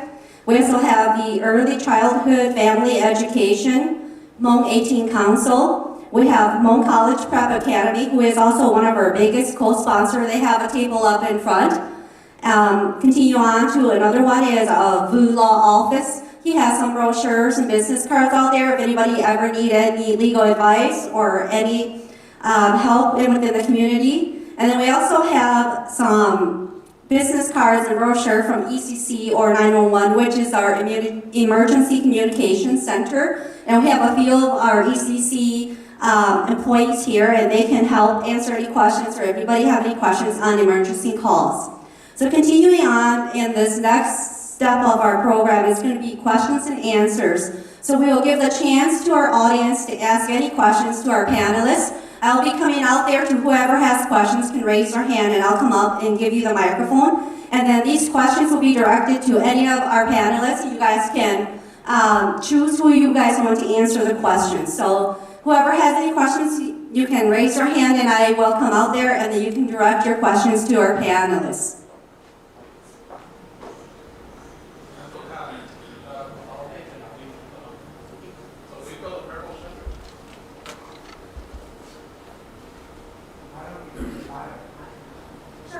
Yeah, why don't you guys come and make a line out here, so I thought it would be easier for me. Yeah. So whoever has a question can come down here, and then we'll just go according to the line. You guys can use the microphone so our panelists can hear your questions. You can state your name for the record too. Ya, aku kakasih ya, yang mau itu banyak orang tu si, yang mana tua ini tua jangan tak kau iseng yang orang cila mana. 内容呢，就Jason最近大呀。嘅，可能俾個醫生又係啲個麼？呢樣啲中國嘅自己需要生，係到只要自己觀察到個，結果找到個醫生，俾人哋佢睇在個，係個呢些字嘅俾人留呢度登門，個呢中國嘅字超過幾千老師多，Okay, 그러면 필요를 다야 외투 대색에 다시 고정 시작과 스디와 inspector generally. I think you have a very good point there. How the pay, how care between the government here, Beijing, ya call one new supply. Gunchen Tao had the pay a dollar more okay. That's what Sapo, the pay is a yahan here. Jalino would not need a luna. We have a lot of miscommunication, not miscommunication, but the contact. Those go home now, they do what on the third to share the information. Look home now to share that. There's a lot of gap there. A good chunk of the Yobolita, Bay Mount, Delhi, what a holiday need like that. Near holiday Bay Mount, got Benya, or Hana Shaka Bay, Tomoha Tamakana. With the Gahatela Tashima. 你主摸你考虑说是你这里干到多少，这种的被我用螺丝钩啊，搞起条股不起条个，有我的家被对的操行等是。So I'm gonna make sure my the colleagues, the non-Hmong speaking personnel understand it too. The question is, we talked about the bridges between. I talked about the bridges that need to be built between law enforcement and the community, especially the Hmong community. His question is that there are a lot of gaps between Hmong 18 Council and other community organizations. How do we fill in those gaps and make sure that this message is put out there? So to answer the question, it's not just a problem with the Hmong community. We've seen this. We work with all sorts of communities. The Somali community, I'm doing extensive work with the Karen organization. And believe it or not, the Hmong community is doing a really good job in terms of trying to address these issues. There are communities who haven't even started the conversations yet, and same issues are still going on. That comes from this right here. Workshops like this, being able to offer something and give an idea to somebody can create that little spark, and hopefully other organizations can share the same interests in it as well, or other groups as well. As law enforcement, we do not discriminate on crime. Crime does not discriminate on anybody, whether domestic violence or not. So we have to deal with this issue from a broader perspective. In terms of how do we get this, I think that question also falls on you know, the Hmong 18 Council, and what are their connections out there? How are they resourced? And I'm sure it's there. It's a matter of the attorney you mentioned. You know, we have an important discussion to talk about in the community, and we're bringing on board a lot of important people here today to speak, and yet, you know, those key stakeholders do not have any representation in that. I mean, that's not because they don't want to show up. It's just that this is a very new issue, and hopefully that we can snowball this and move it forward. So I don't know if that answered the question. I kind of got off topic. Thank you, Inspector Chinuli. Hi, my name is Stephanie, and I just have a question on, earlier we were talking about the basis of how we were raised. Attorney said that, you know, we were raised as kasama, kamasandao. We say that to our kids a lot. I want you guys at the panel to be able to answer, how is that applied when we see that in our houses, okay? And how many some of those victims as kids, okay, become the abusers as themselves? And then not just as abusers themselves, but when do they become a domestic abuse, when they just don't abuse their kids, but they abuse their spouses? So that's my first question. If you guys can answer that, then I would like to proceed with my second question. I would like there's a lot of people. There's the one who does all the, well, yes, but then you do all the probation stuff and all that stuff. You know, we have the educator side, we have, you know, the law enforcement and the investigator side. I just want to know, there's, like I said, there's a lot of people on the panel who I want to know, from a standpoint from being, you know, this is a we see this in our households, you know, we're not saying anything, but then it goes from our parents to the kids, and then from the kids to now in their relationships and to their grandbabies and stuff like that. We see that a lot, okay? And so I just want to know, how is it that if from a probation side you guys are seeing this, how that affects their kids and their families? But then not that if they are the abusees, or you know they're potentially victims themselves, how does that get addressed when there's so many different ones? Even from the educator side, we have kids. You mentioned that the kids, they get, you know, they see a lot of these stuff at home. They might not say anything, but then how does that affect when maybe that is what's going on at home, and maybe their parents were the one who were being abused the same way? But then when do you guys see that even those, you know, abusers doesn't just do that to the kids or just their spouse, but the kids and the spouses are affected, if that makes sense?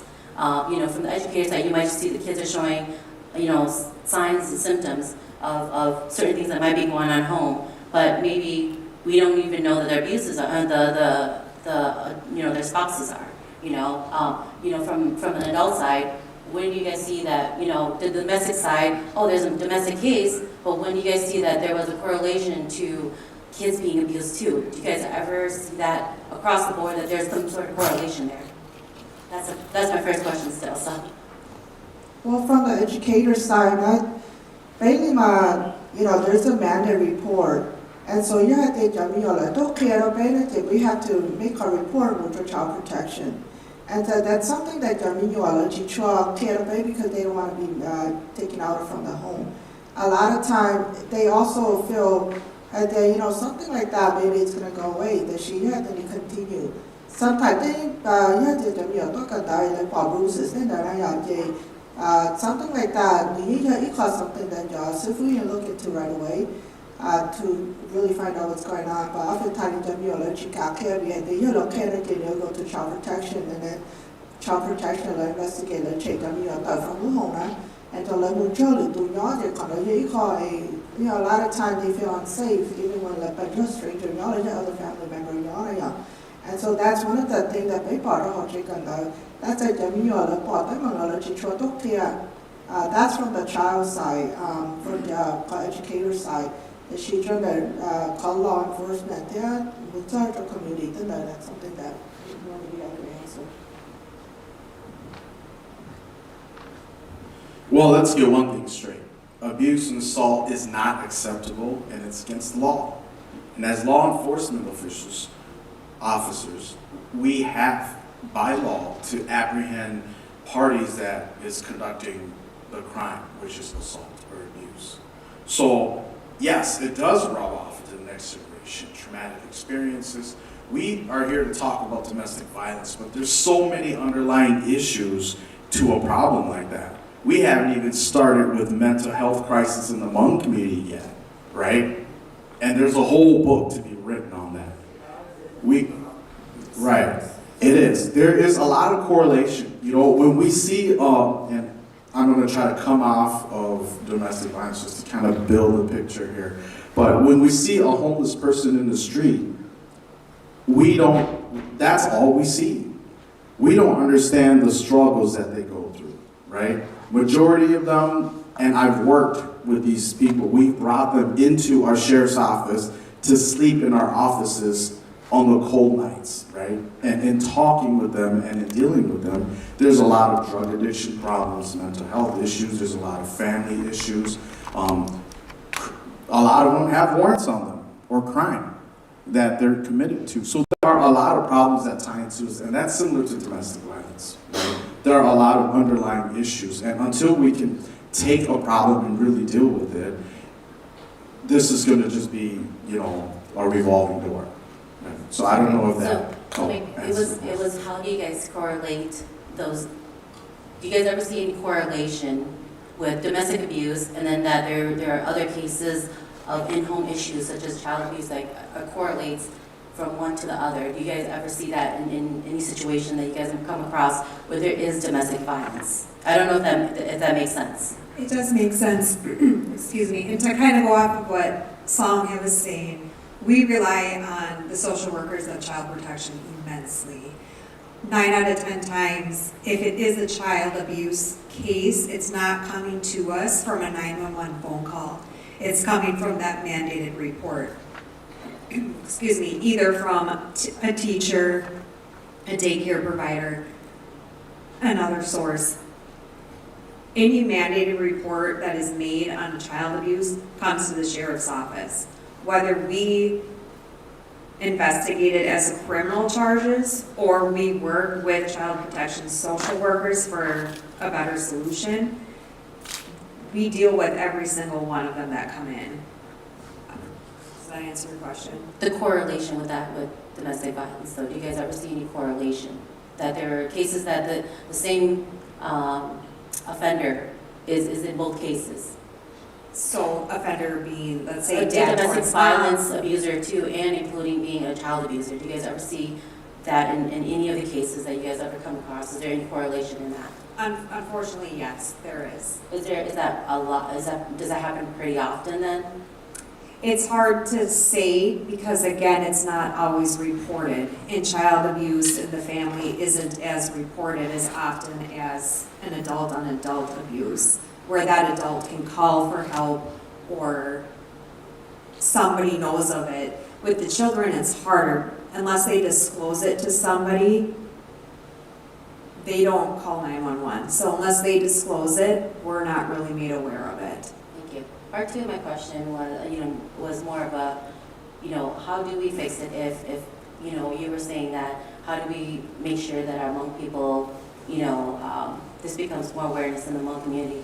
But unfortunately, and I'm going to say the 18 Council is on the board here, so I just want to make sure that we talk about that, making sure that there's awareness in the community, but then yet we do have our boards up here where they mediate, but that's all there is, a mediate. That's not fixing the problem. I feel like sometimes I want to make sure that that's how do we pull away that Hmong part away.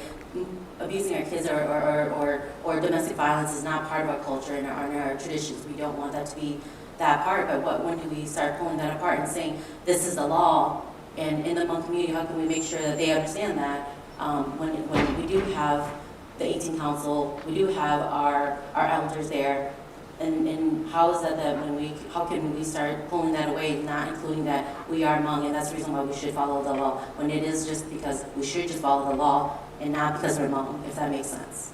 So I don't know if you guys can shed any light on that, but we hear time and time again, go talk to your elders, and our elders are always saying, oh, let's just fix the problem and let's talk it out. As long as our clans are in agreement, how does that translate to fixing a problem? And if you guys can share any thoughts or opinions on that. Just before we go on to the next question, because we have a time limit, we have a lot of questions coming up. It's going to be 5 minutes per questions, and then we try to have the answers a little short too, so that everybody can get their questions in. And pertaining to our last question, did any of the panelists want to answer that? Maybe Council Jukin Daya. Nếu không phải bị do thổ tư tôi đâu có ý sinh lấy cho bé cho không thổ tư bé khi bỏ tao để có tên mình lấy cho ít khó lo chắc khó bé của ý sinh lấy cho bé cho mong niệm mong chỉ cho cái tàu cho đời tàu ấy kia đâu là muốn cho hồ sản lấy cho các cái trái bị cả ấy cho sĩ bé mong là khó bé mong các cái trái là khó là có tên mình nó là cú sa bà người dân rộng ta chỉ hỏi chuẩn chính thế thì mà bé mong nên giờ một đầu sản chế gì ta là tôn đó trong bao ở đây một đôi đã sản đã ai tiền nên trong không có gì sinh nữa nè cho nên cho bao nó từ sản đầu trong đó ai trong đã ta chỉ nên lỡ tiền nên dùng mong thì nên đó ăn đồ mong chỉ cho tấn mình nó thế đầu chúng mình chơi một chơi lò giờ có sai thì giờ họ tấn mình giờ lo mình của đi cha trong đi cha là pan cái hậu thì bé sĩ hay một chơi hậu hay cho nên để trong cái nhận gì chỉ sĩ hậu là do một đầu tê túc tê kỳ một cái nhựa xía trong nhận đầu gì là có sai để đây tua bây giờ thả trong đời chế năng thì đây là mua cho giá cho nó đó này auto thả cái này mua cho cái đi bà đồ cho cái nhỏ đồ tê thời nó thì bên mong mà nên sợ đồ tê thời nó cho chạy na thì họ cũng thả thì một thả bên loại nó giữ ta sẽ thông nữa do có mua tê giả cái nhựa xía đầu chắc nó còn bên một chạy thọ tua đó của ý sinh này bên mà tê cho lộ đồ còn hay cái rồi cú có sự nhau có thì ý là đi trôi tụi nên ý là đi ra thì đi sự biểu đi na xỉa sông mộng na đi bên mông hàn là biểu đi ở kia tụi nên rồi còn như bảo tụi kia đó mà tụi nên nó cho tụi chế thì cho tụi chế chỉ tao này cho tụi chế cứ mua lú chịu đủ cú bao lâu nó sẽ kể đi cho tụi kia này cú sang là đi chỉ có nó đi khó đó nó thì kia là chế nên cần tụi chế tao thì tụi nên rồi nếu tụi nên dùng đi nó nếu chỉ tao thì nó là có sự mà thì tìm mới khó bắt được nó. Maybe the correction officer, do you guys have any resource, anything, or their St. Paul intervention? Có một resource cho cái này, ở đây là ở đây bên mong hải đảo nếu cô chỉ bố bố lấy hay nếu như một là giá tên mình trong nếu một disability. Just speaking, I'm actually from probation, so but from probation, your question is if they have like language barrier? Well, my question is that in the Hmong community, right, we're not affiliated with mental disabilities yet. So say for example, if someone that are capable, if they go through class and they come out of class and that client wants to change themselves, but the point is that you cannot change yourself fully yourself. You gotta be the people around you too. So the people around you gotta help you and cooperate with you that, okay, they don't have to put say the past history, the past negative stuff on you no more, because that would make impact your life so you can't change, see? And that's the biggest part I see in the Hmong community is that the Hmong is not willing, the family is not willing to accept that as that person is, and they're not willing to change their thought about that person, you know? They always have the same mind frame on that person and always have the same behavior, so that person could never change their mind frame no matter how much education they go through, you know? Yeah, no, I understand your question, and your concern is, well, it's, you know, the domestic violence in the Hmong community is like the elephant in the room. Like, it's been around, you know, I'm sure you have an uncle, aunt, you maybe grew up where, you know, your mom, you know, your dad got into it, whether it be verbal, physical, and I understand what you're saying, the support from the family, because if they go and get this domestic violence education, right, and they come back to the household, and, you know, they are looked upon differently, like, you know, like a victim reporting something, right? So I'm going to speak a little Hmong and a little English, so I apologize. But anyways, this is just from my experience. You know, I had cousins where late it's always, move kuti my call, you know, and you know, to the point where right? And you know, at least my opinion is it's that stigma of you know, your family becomes like the black sheep, right? If you call the police, and then you know you want to support this, you want to be a good wife, so that's why you don't call the cops. Because if you call the cops, the uncles on your husband's side are gonna look down on you, look down on your family, and you know I think that's something that instead of waiting for victims to come to us, you know, I don't know who can be the spokesman, but well, that's what I'm saying, that instead of you, the victim, going to them, you know, could you guys do something so like the family, right, will have a different thought and say that, okay, we need to help our people like this. Instead of, you know, saying I go to them all the time, and once I get depressed, and I'm going to start doing something, right? But the family needs to, you know, help out and change, you know, is there education for the family to, you know, change the perspective of thinking like that? You see what I'm saying? That's what I'm saying. Yeah, it'll be more than just, you know, the victim going to get education on domestic violence. You know, the family should go. You know, there should be workshops, you know, for the family as well.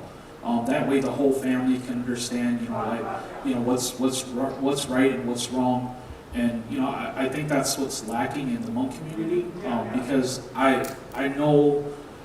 As the Ramsey County officers over there have said, unless it's reported, we don't know. And you know, even on the probation side, when a victim calls me, you know, they tell me what the client is doing, right? And you know, I don't want to not believe them, but at the same time, like, I can't just go to the judge and say, the victim called me, the client is doing this, doing this, doing this.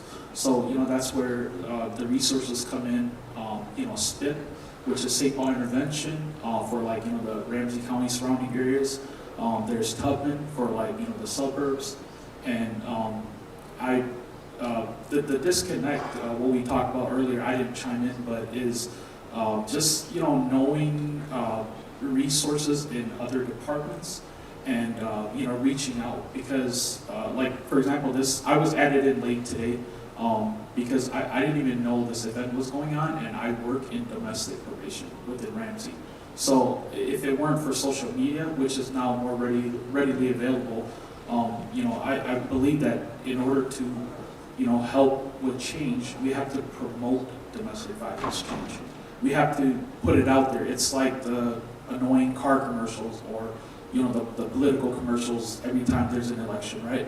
You don't even want to turn on your TV anymore because you're so tired of seeing these, you know, and that's what we need. You know, not just in the Hmong community, but the community as a whole. Because whether it be, you know, the African American community, the Asian community, you know, it needs to be promoted. And I think, you know, like, especially Hmong and, you know, most of us are Hmong, you know, we're not going to go out seeking help. Just because, you know, and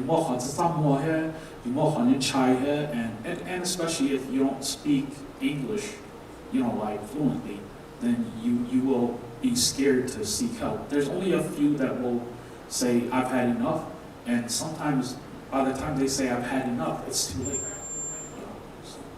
Thank you. And again, I want to limit the questions to 5 minutes and answers some to 5 minutes because we're time sensitive and we have a long line. Okay, so I'm going to go on to the next question. Thank you. I have one question. First off, I just want to say thanks to the panel for coming out here. You know, we have a lot of great leaders in the Hmong community, like what they say. That's a whole lifespan. We haven't even been here for a whole lifespan. There's a lot to learn with one another, regardless if it's from the different leaders in the different professions. And I think today's information center, everybody here is to educate one another. And I know you guys didn't really touch topic on this, but are there any men's battered shelters or women's battered shelter? What's the process, and how do the Hmong community get involved in going into those shelters. Go ahead. Any of the panelists can answer that?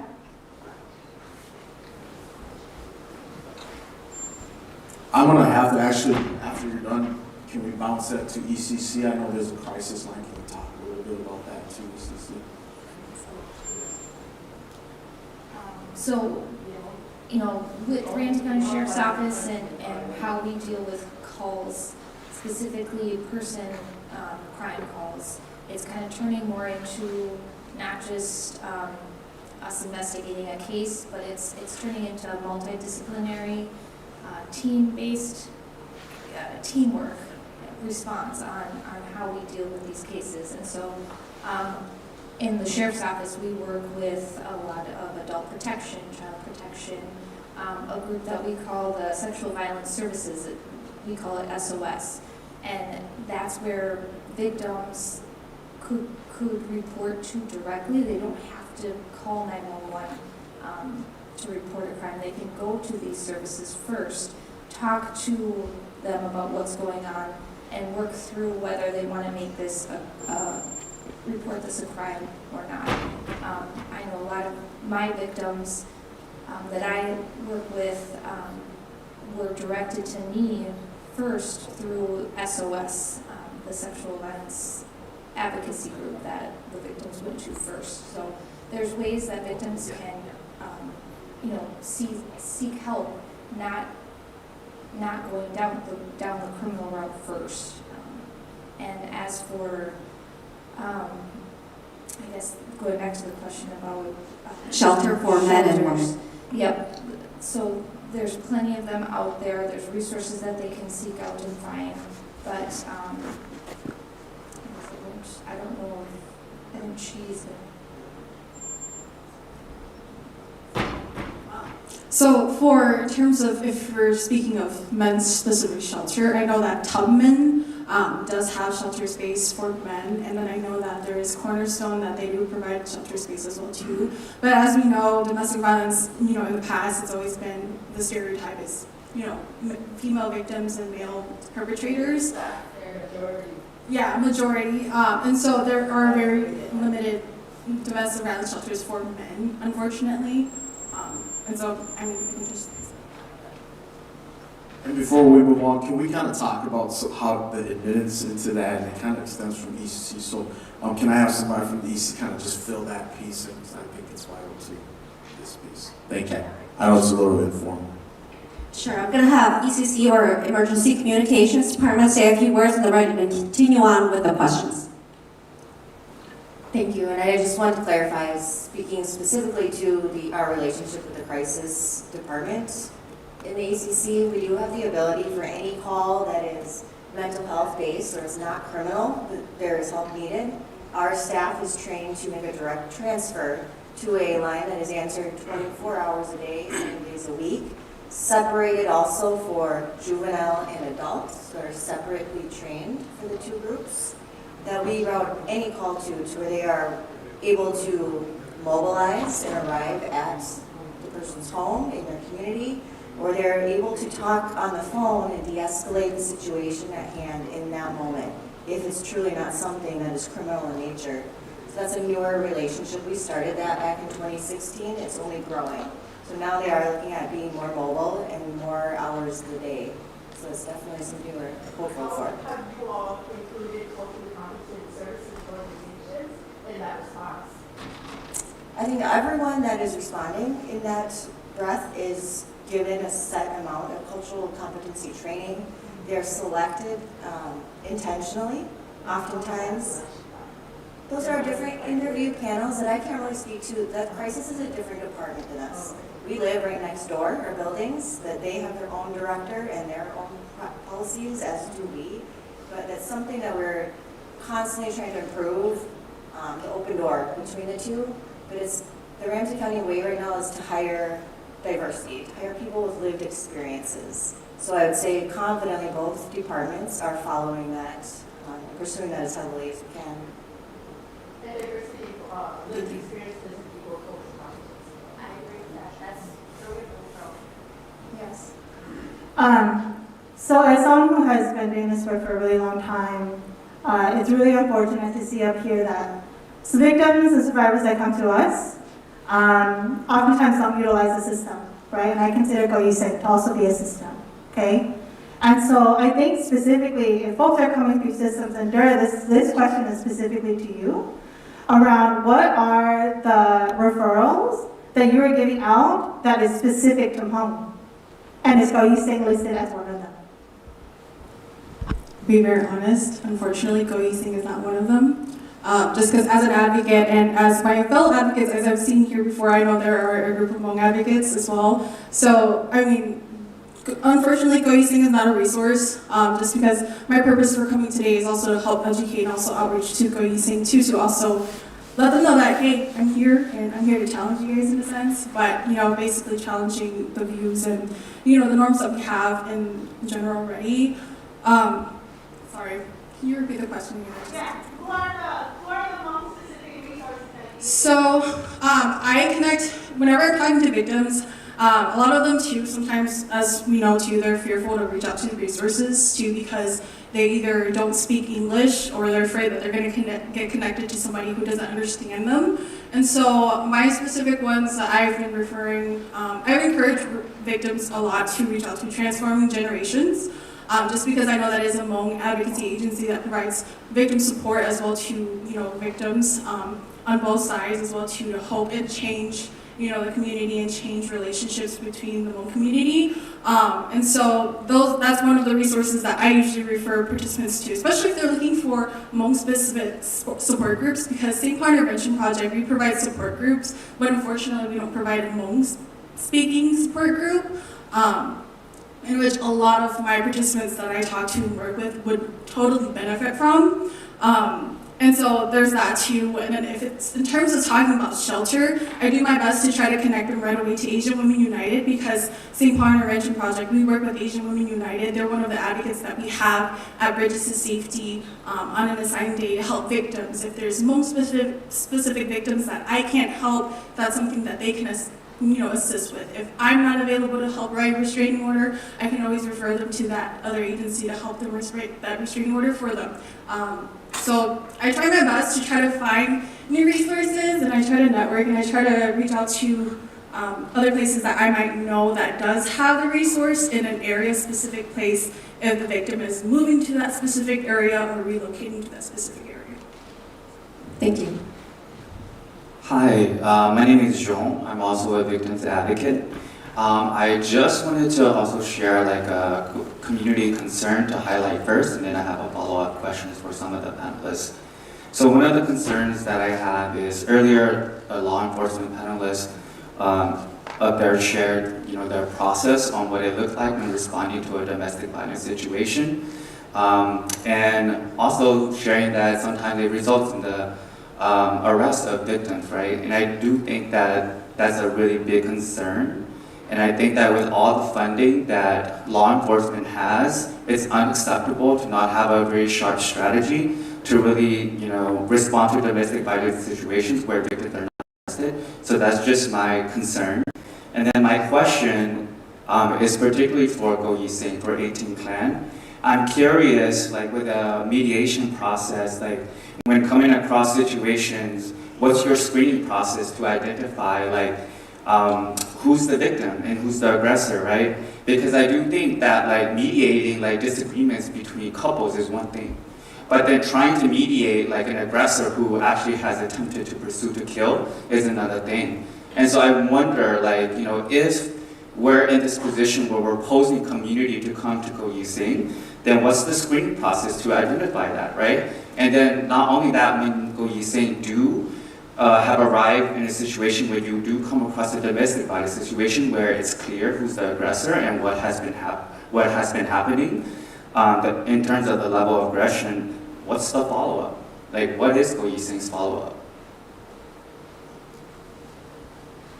其實最近個地兩地龍弄，個時候在在我龍夢個邊度夢到接了個包貼，到那了個包貼呢？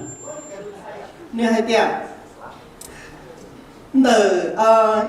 cho nên chỉ ở tôi đó có ý sinh giờ thì hay chỉ học lên chỉ học sinh xứ nữa để chỉ hay chỉ học là tao但是呢，有时路注意，你其他去了说，有的在头我只好只是好生，但是要考还的，因为一个人都就不，因为都你不还 domestic violence 跟那比的那样，你要考我因为都能đầu nên因为都能chỉ nên因为都能有多能呐，你我那去了说一个还的，然后边我的可能也考我西塔考知道考大了都能都就不因为都不呢。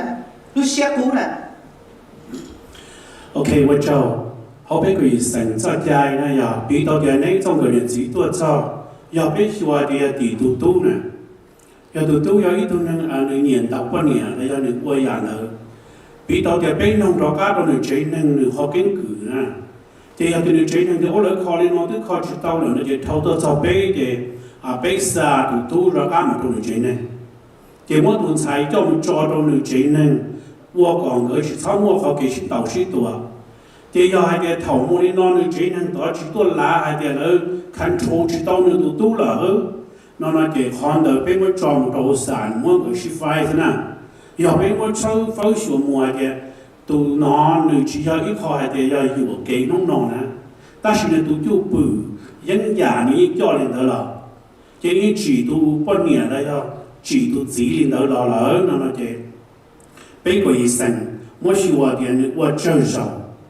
然後俾咗啦，那嘅俾住可能啦，特別是俾斷菜啦，嗰時本啊，都多啦嗰時本俾殺到啱唔到你錢呢，你人你錢你都做得咗我啦，係嘅個同你我頭再計nhau都啲條我家佢出去啦，嘅俾個醫生啊俾注知道，然後可能俾我mediation 係多咗十龍度揾咗到晒。小nhau都講好聽，就俾做到可能落自己寫到，就冇人切到冇一個判，草木學嘅先老師多是好過醫生學嘅有過年的呢。一開始Jason 你都不單你弄嘅，但係一啲個醫生冇老師教啦，冇師其他你的個醫生播上咗自己的啦，本能不到家嘅自己就鼓勵自己的，學得明啦，有個醫生去就到家啦。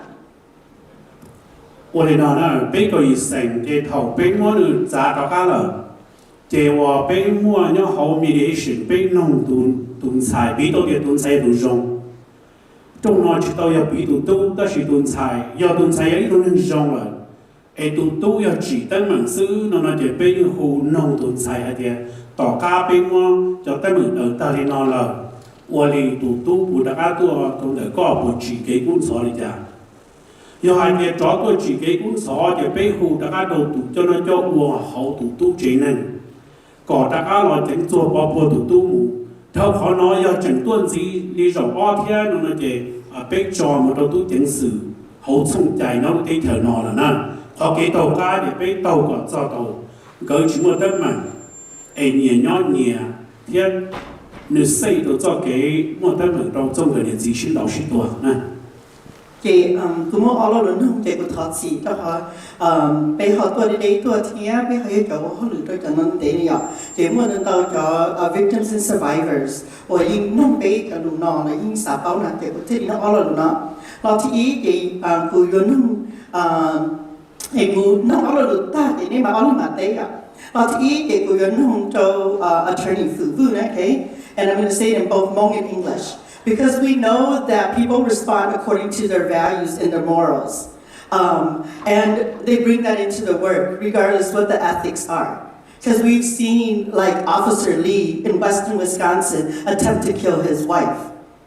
So we know that, like in law enforcement, law enforcement officers, although we say they shouldn't, respond to domestic violence according to their values.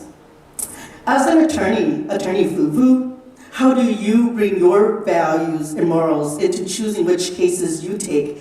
As we know, Hmong men in our community and perpetrators often get the support of their family to be able to afford an attorney. And oftentimes, and as you may probably look at your case count, majority of the people you probably represent are perpetrators. So how are you bringing your values into choosing the cases that you are taking on? And then also here saying, if you have questions and reaching out to victims and survivors for support. Thì cô lo thi ó của dân hông, thì của dân hông tơ để sinh ta ya. Bây giờ bỏ tàu hệ tiệt của ý sinh, try to anyone influence, tàu bây hành bóng này ạ. Need to implement tàu ya xử lý the bride price lo một trong tàu ya, 我们都叫了死了。你如注意，要你家有了钱，一直给家，一直给家，一直给储备，可能超过我。俾你如果都是睇的 ，what are the resources？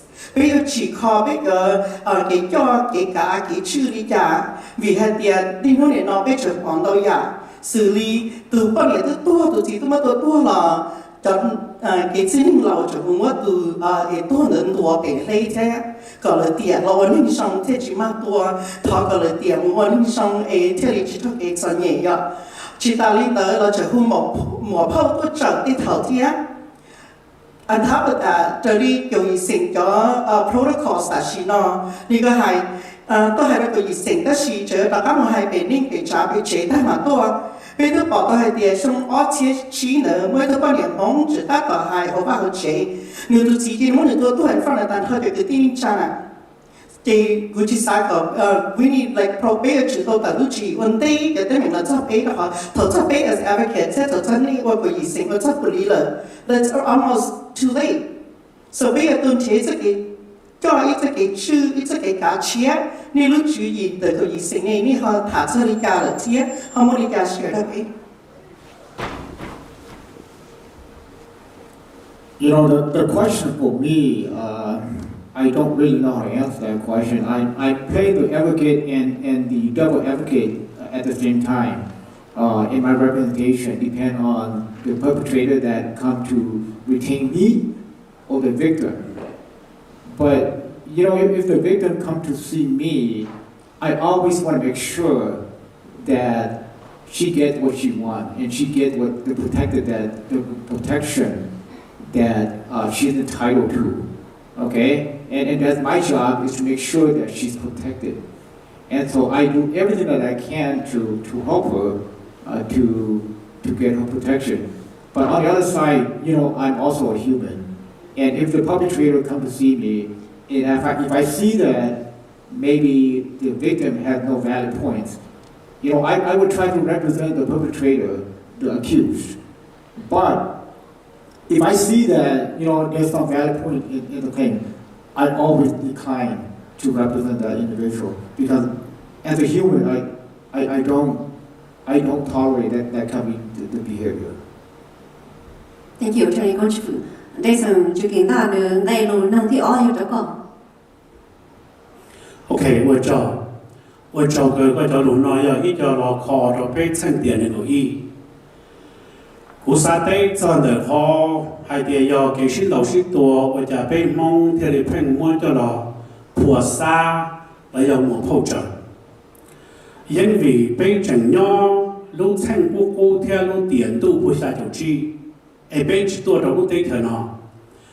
考古沙了包龙找路能。đợi ốp phá xong một chỗ nó bị xua, do cú xã là bảo vệ địa bên mông thọ là cho ít tuổi cái đáp của, chỉ thầu mua tụi nâng đuổi xì xong đến nó là xin đầu xin tuổi tua, chỉ bên chỉ thà chờ tới lúc bị phê đồn nữa, là bên chỉ mua ta cái phê đồn nữa, ấy bây giờ tiền nữa là một quả thầu trở lại luôn tiền đây cho cái cho dùng, họ nói giờ ít khó ở bên mông, và ta xin nó bên là chỉ thầu bị bên giờ cho hay thì là cũng với tôn sai đuổi sĩ cũng tự cho là của chỉ tàu cái giải đáp của đồ của tụi nên vì nữa là ít cho tận đây là những người lực tù chỉ là nó ta xin nó cũng ta tỏ mua họ cái nó bảo lông mù của này nông của trâu bé cho phong cho con chùa dân chùa cho tôn tròn thành chùa chỉ mua nhiều một gì nhau cầu ý sẵn mong chỉ của có cái chạy nó ta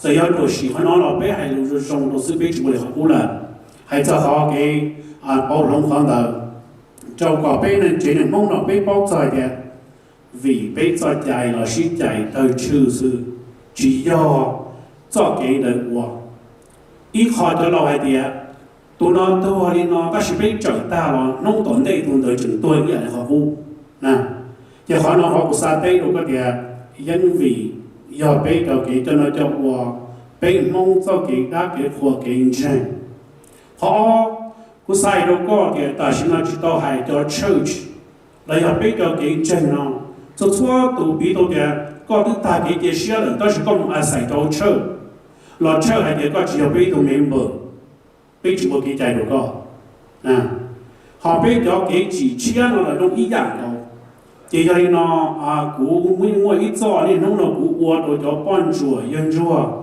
tung trang chùa chỉ mới điểm một gì lại là cho quan lớn hơn cháu lớn cái chỉ cả học bì chỉ có thiết bị cú chỉ cho chạy cho họ hay cái toàn đây nó bây giờ xài mười một gì ấy cho mua học bì giờ có một lúcนึงchỉ trong cho cái là sau cái này cái gì mua học bì muốn cái đang cái hoa ấy cho chạy giá ta ấy bây lúc tu chạy xài nè chỉ họ nói chỉ họ của môn tây thì nó hiện đâu có chỉ mong cho tới mình giờ cho nó sư chỉ họ cũng thảไปlại nó sư giờ đâu chắc nó là giờ có mua thọตัวเขากุยสังมาชาใส่ที่มองเขียนกับมันชาเขาไปจบ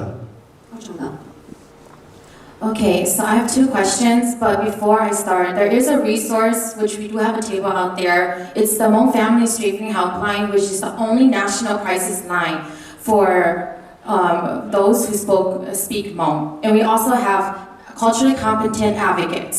So who do baby to sa dong ya hi ya blow swan blow all you all, and you all have no excuses because today we came and you have this resource. So my first question is for the law enforcement. From our helpline, most of our survivors who have access to the police do not feel heard and supported. How has the police shifted the process to be victim-centered? So you can answer this first now.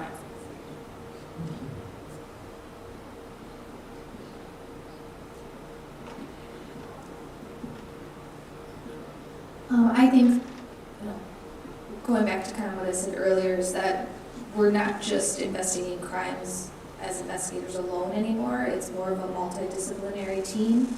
We're working with advocates, we're working with adult protection, child protection. We're working together to try and not just get convictions, but solving, helping to address the issues at hand that brought on this crime. We're also working with the county attorney.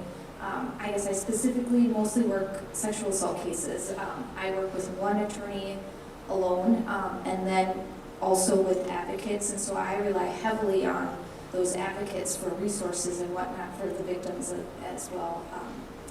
And then, throughout my investigation, throughout my criminal investigation, I'm also checking in on the victim. I don't have to, but we try and check in with that victim monthly. So a lot of the times it's a lot sooner than that, but I don't know if I answered the question or if Other folks have.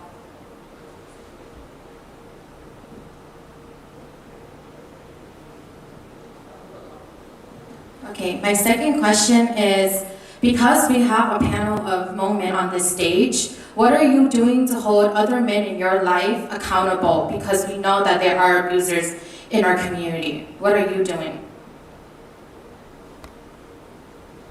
Absolutely. Again, as an inspector, I lead youth crime prevention initiatives.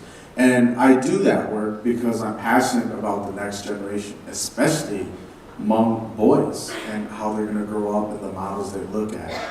One of the things we do is we don't just provide, the objective of the program is to design programs to prevent youth from becoming in trouble, from being affiliated with the wrong crowd, to learn from the wrong people. And part of that, we bring in mentors, we bring in... So what are you doing to hold others in your life accountable when you see it happen? Absolutely. My son, right? Being a good example and educating them about domestic violence. What's not, unfortunately, they're still really young, but being able to...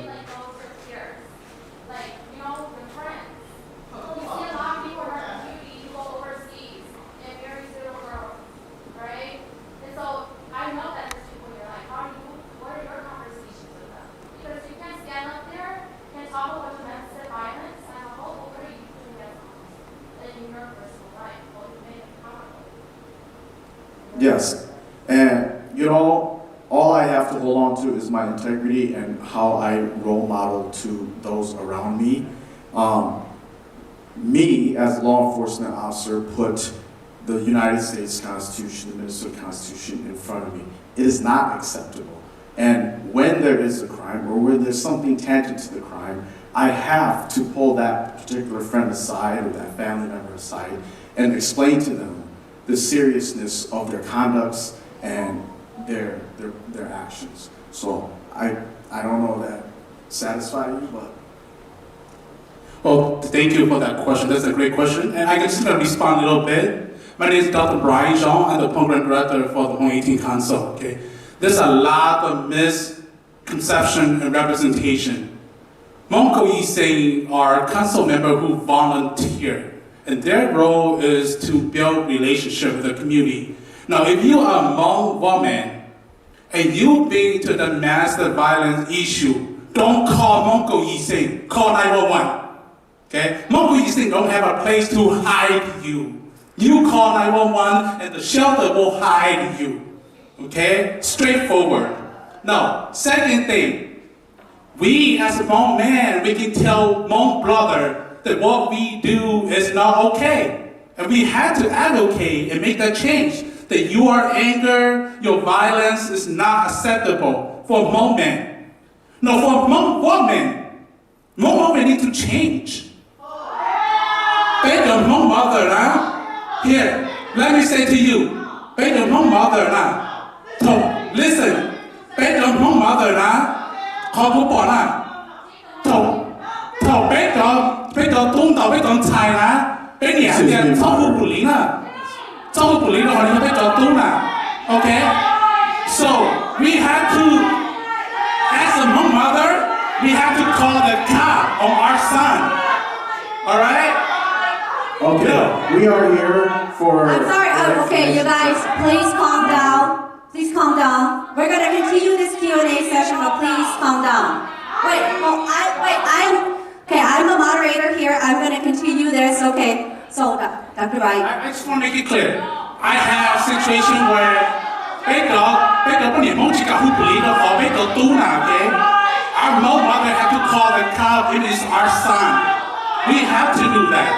We have to be responsible as a mother. Okay? Can we wrap? Okay, we're gonna continue on. Okay. Okay, we're gonna calm down before we continue this Q&A session. Okay. Before we continue, I need everybody to calm down. I know this is a very hard topic and it's a very touching topic to touch on. There's a lot of sides to the stories. Okay, we are here for facts and for resources. We are not here to downgrade anybody, whether women or male. We're here as a community and we're here to support each other through this. Okay, so we're going to go on to the next question. I just want to say that, like, all of you that are here today, we would not be here if Jennifer Yang was still alive. Right? We're not here to get no fucking resources. I don't need to read no fucking brochure or pamphlet. I know. I'm a child of domestic violence abuse. I've seen my father hurt my mom. I've seen today. After all of us are probably gonna go to some home family eating or some fucking funeral. You're gonna sit amongst a fucking perpetrator who's your uncle, your brother, and you're not gonna say shit. And that's what we're asking you guys. I don't need a brochure.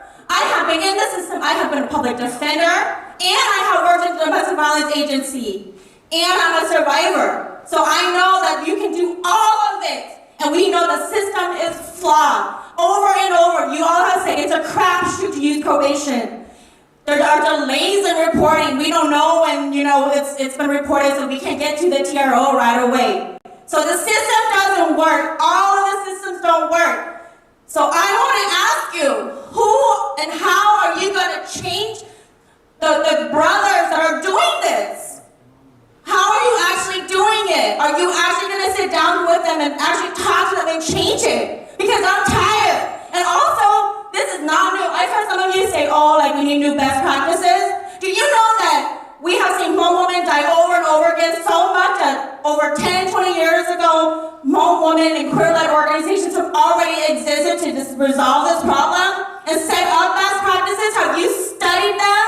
Have you read their work? Have you even asked them to be part of this narrative, this conversation? This is, you all are not starting anything new, okay? There are people out there who are already doing this work tirelessly. And how are you continuing to invest in them? How much are you fighting for law enforcement money to be deterred to actually protecting survivors and giving it to organizations who are working with like small budgets? Okay, that's my question. Thank you, and I appreciate you coming up here and addressing that. Honestly, I'm here for the same questions as well too. I come here humble and I wanted to learn. Again, I was a big push in trying to identify people from in specific communities in terms of what are we doing, what's out there. So it's good to be heard, and you know, there is issues and there is a need for change. But I'm in the same boat. How do we make that change, or where do we start? All right. I'm married into the community. I hope my son will carry on his own heritage, because he doesn't have his Swedish heritage. But I constantly hear the sentiment about families saving face. And as an outsider looking in, you know, I hear it most often when they talk about a wife leaving her husband. But my question is more for the families and the community as a whole. Isn't it more embarrassing to put your daughters into this situation than it is to save face about what somebody else might think because your daughter left this situation? I mean, how do we change this thought process if we can't even hold the abusers to account? This is very fresh for me.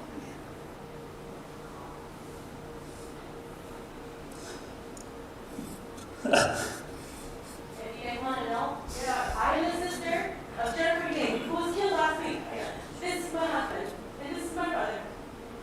I'm here because my sister's dead, and I want to know what she could have done. If she would have brought this to Big Brother, she would have brought this to her family. If her family said, when the board is saying, go back and talk to your family. Today she is dead. She leaves 3 kids behind.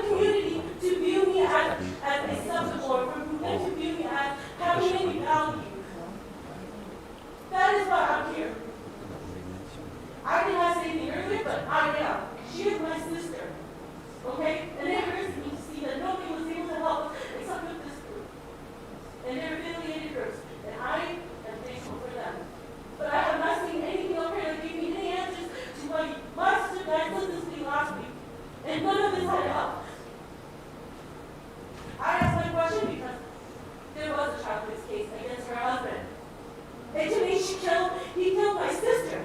And how is that a correlation to anything?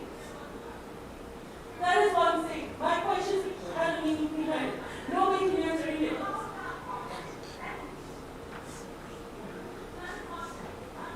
Alright, so I'm up here, obviously like my sister said, I was gonna say something first, said all this, see she's emotional. And just kind of give her a break.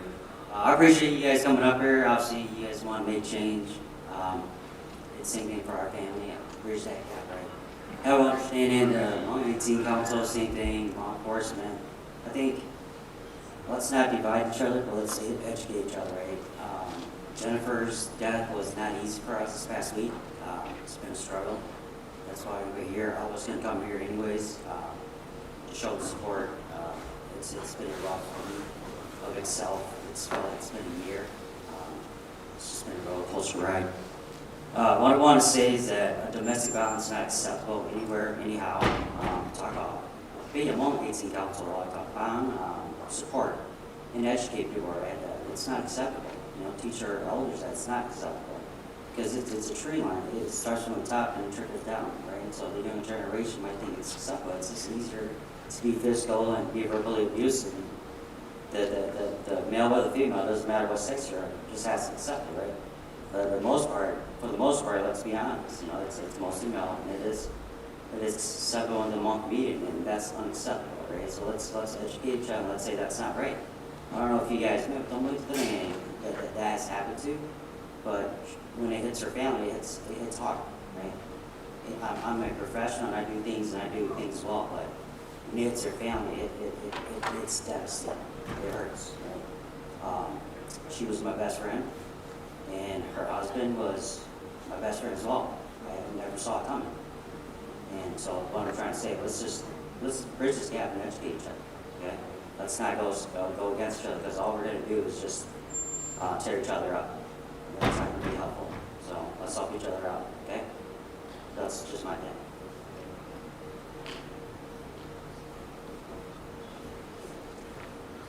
Thank you. And first and foremost, on behalf of Hmong 18 Council, our sincere condolences to the family of Jennifer Yang. I did not know that you guys are the family, and I'm sorry that you guys had to go through this very tragic event in your family. Something that could have and maybe should have been prevented, but nobody knows what's going to happen. And certainly something this bad happened to her that we couldn't help, and now it's too late. But going further, we hope that it does not happen to any other Jennifer Yang or any other woman, any other Hmong female or male, because it can happen to males also, not just women, even though statistics says females are the higher victims of domestic abuse. And like I said, our sincere condolences go out to your family. I know this is an event for resource and to come out and talk and to learn about domestic abuse and to help families. But a note out to the community, and I want to stress this out to the Hmong community, our friends and our families, that domestic abuse is here in our community and it's here to stay. And we need to stay together and we need to fight this issue together. Whether we go through hard times, happy times, sad times, we need to unite and we need to fight this. But for us to go forward in this, we need the whole community to understand this and to come out to these resources, to reach out to us, not just the Hmong 18 Council, to reach out to all the resources that are available out there to the different organizations. Please don't sit behind and hide and say it's going to be a disgrace to myself or to my family. Everybody's here to help. And the community is here, but we need the community to talk about it and to voice about this. This is something that we need to put an end to so that it doesn't hurt our generations coming forth, our younger generations, our children, who we are going to be leaving behind in many more years to come. But we want this domestic abuse to be resolved, or at least try our very best to resolve what we can with this issue in our community. And so, like I said, our deepest condolences goes out to the family. I have a question for the panel, especially the Hmong. How can you help? Here's the situation I have dealt with in my own family. when I see my brother abuse my sister-in-laws, and I see my sister-in-law as my own sisters, and then when I see that happen, I told my mother, call the cop.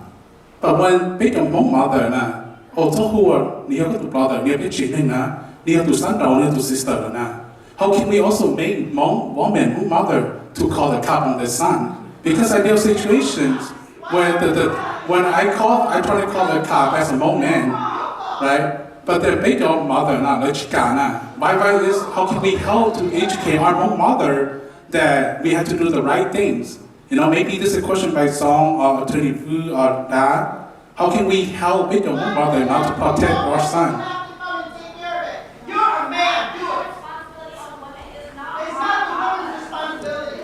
Okay, Attorney Go Chi Fu or Jason, any of you guys can answer this. So, as a Hmong man myself, not just because I work in probation,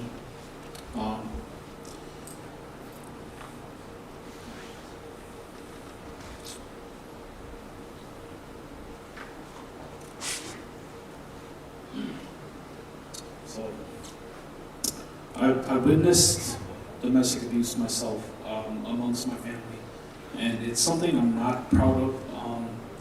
This is, when you're younger, but as not just working in the field of probation, whether you're law enforcement probation, but I mean, the only way that it's not how do we do it, it's what are you doing?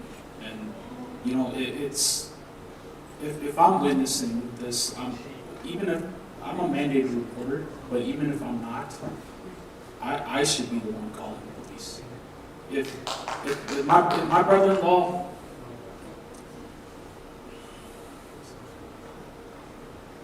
Take your time. if my brother-in-law is abusing my sister, I'm calling the cops. I mean, I don't care if I'm shunned by my family. It's the right thing to do, And, as probation or law enforcement or just a civilian, I mean, you should do the right thing. You shouldn't wait for another individual to do what you think should be done. That's just my opinion. As far as I didn't get to answer the questions earlier, but I hold myself accountable. My wife is my best friend. I would never do anything to her because she's my best friend, and I have that respect for her. And if my friends are doing something to their wives, I mean, I'm sorry, friend or not, I can't just let it go by, because that's why we have the elephant in the room of domestic violence, where we're waiting for someone to do something. We're waiting for someone to call the cops. We're waiting for the family to fix their problem, and it really should be the individual, because until someone steps up, we're going to be waiting forever. And someone needs to step up, and it starts with myself, the next person, holding everyone accountable around you. I mean, you're not going to know everything, but I mean you can hold yourself accountable. So. Thank you. The labor of supporting victims cannot be put on women, right? We know why mothers can't report and support their daughters, because our community does the same to mothers. When a mother is trying to support her daughter who's experiencing domestic violence, what do we say? Okay, so the labor cannot be on women. The labor cannot be put on mothers, because our community isolates mothers who die. Yeah. So make it clear, it's not rocket science. It's not rocket science. We see it.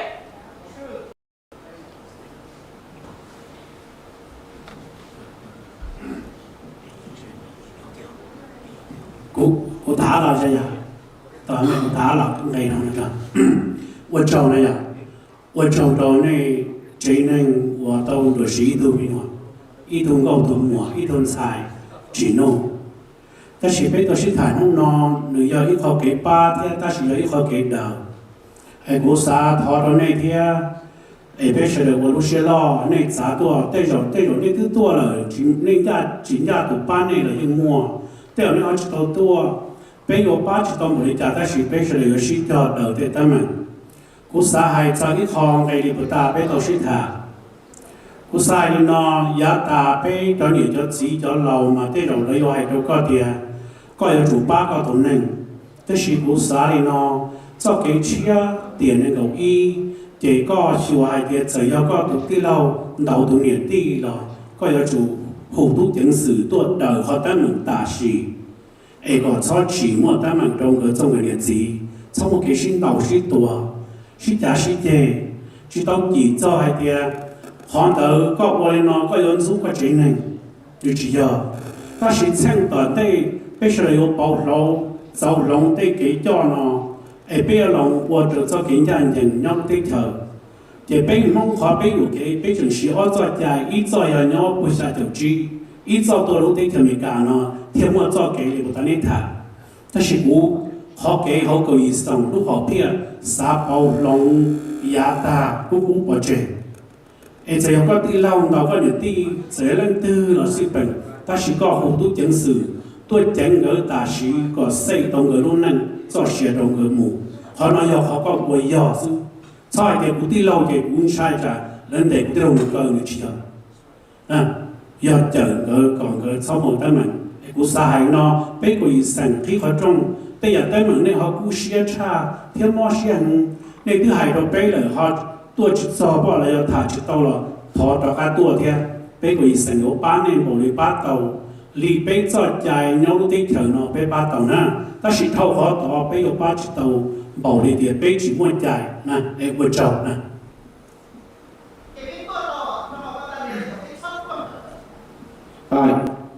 Dr. Brian, I just want to answer your question. Just because you are a family member and you witness a crime that's been committed, if you don't report that crime, you could be held criminally charged, okay, as aiding and abetting.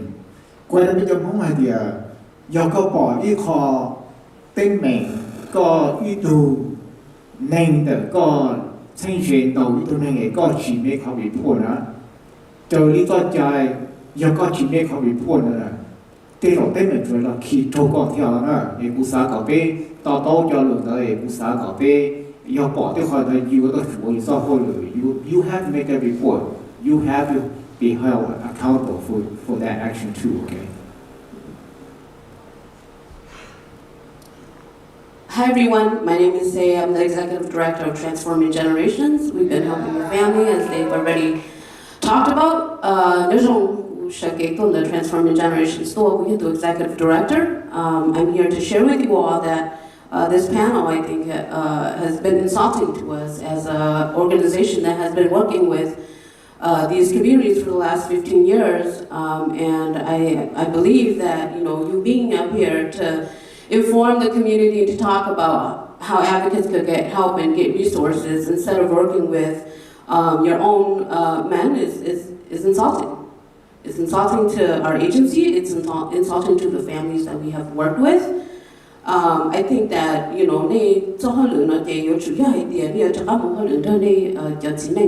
cho ôn tàu bao nhiêu cho tua bao nhiêu thân thọ, okay? Ấy thì để tua ba cho chế nên nó get connected to resources nó chạy to more transforming generations who has been doing this work for a really long time. So Kusaka ni bỏ hết tới hay thì ni cho họ cái tiêu rồi ni chỉ hay thì you're informed, okay? And I don't know if you all know over here because you're not a part of the community, but actually in our work that we've been doing the last 15 years, what we've seen actually is that when the victim has been murdered at her own funeral, we've had community leaders who are from the same group come out and actually victim blame them. Okay, I don't know if you know that, and tell them that they should go and they shouldn't come back and scare their family and do this and that. And so you being up here with this panel is also concerning for us because of your job doing investigations. And so I wanted you to know that. I know that sometimes you may not know all the politics in the Hmong community, but I want you to know that today. Okay, and I know that there are other solutions too than calling 911. Okay, and so that is something I want to make clear to everybody here too. And our agency exists because these systems have not been helpful for our victim survivors, including Hmong Akin Clan Council. And let me tell you, there are lawyers here that are currently representing families who are actually the perpetrators. Okay, so it's really insulting actually for our families to see them here talking and trying to support victim survivors when actually they're supporting the perpetrators in their legal system. And so that's disheartening to us to see and to hear. And as the executive director of Transforming Generations, I could probably say that none of the referrals from SPIP has made it to us. 0 referrals, okay? And that's disheartening. And I'm disappointed too that they, instead of working with culturally sensitive, culturally responsive communities and organizations like ours, they decided to instead do a diversity hire, right? Hire a Hmong advocate to come and help them. And then all the cases they get that Hmong, they just give it to that one person to hold. And that's unfair. It's your job to train your whole organization on how to serve Hmong people and not just hire a Hmong advocate and expect her to handle all 1,000 cases.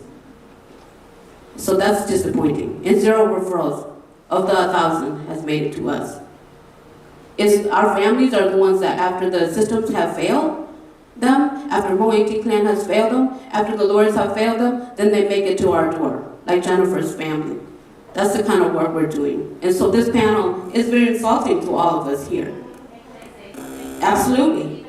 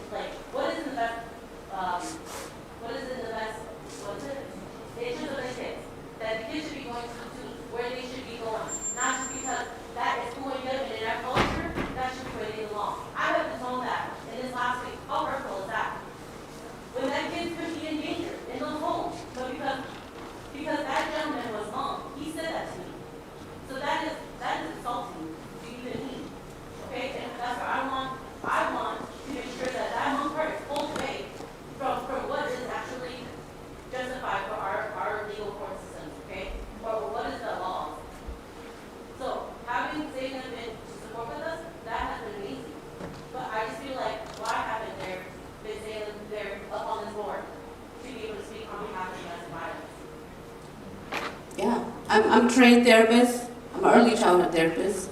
So I think that your job here then is to push for that. And it's not Hmong culture to have the kids be with right? It's very different.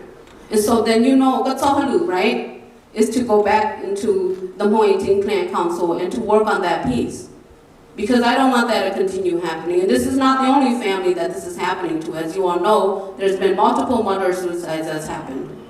Right? And talk with the journey, victim survivor, I saw it with Molly's case. Okay, that should not have happened. You should not be there telling the victim that what she did is wrong and that she should listen so she doesn't get killed. It doesn't matter what happened, if she's cheated or not, she does not deserve to be killed in that way. And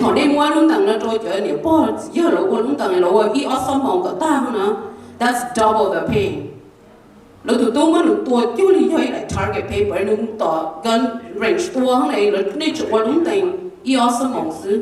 okay, so we start to talk about chỉ cho cái channel là bác sinh gặp cái không thia, thế cũng sao thì cho họ này nhận chỉ nên đi mua hư chỉ rồi, thì cũng sao có cho cả một chỗ chỉ nên nó có hơi lử thế cho họ mà khá là một chỗ lỡ thả ya, ấy hết cái chuyện đó là sao là tôi Transforming Generations, we do have a perpetrator program, the only Hmong men perpetrator program in the nation, okay. So cho là tôi nó, đây nó biết cái xã ta là biết cái chỉ tao lúc còn hậu trong đi nó biết cái lý một cái program trong đi nó nữa.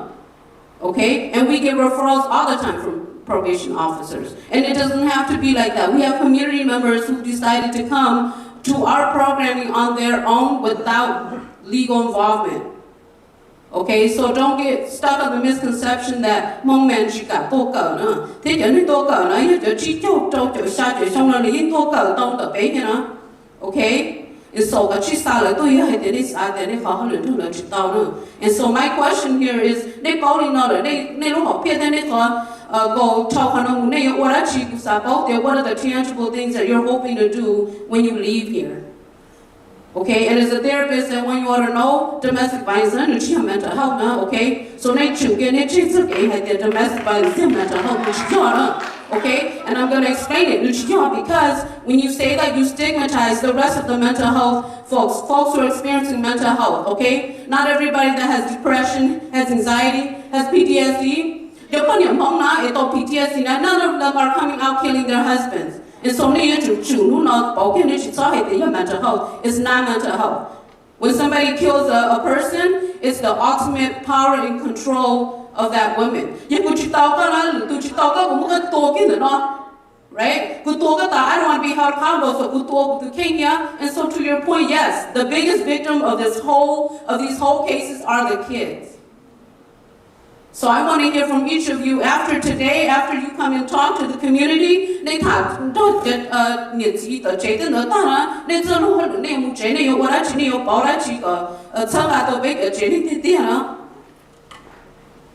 and I want the agencies who are mainstream, stop tokenizing people. Okay? And so I want to hear from you all too, how you're going to redirect that work to culturally specific agencies like ours. Okay? Thank you. At 12:30. I know we still have 2 people in line, so we're going to go real quick. It's going to be less than 5 minutes, so I'm just going to have you ask your question, and then we're going to continue on, and we're going to close at 12:30.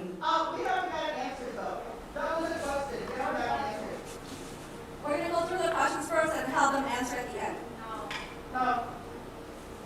Go ahead. Okay, my question is kind of related to that too. I had not planned to talk today, so I might not be very articulate, but we've talked a lot about perpetrators. We've talked a lot about victims today. We've talked a little bit about Hmong culture and the question about how do we change Hmong culture. The problem is also our the ones that tell the women to go back to their husband to make them stay so that I experienced that too. If my father did not leave my family, he probably would have killed my mom.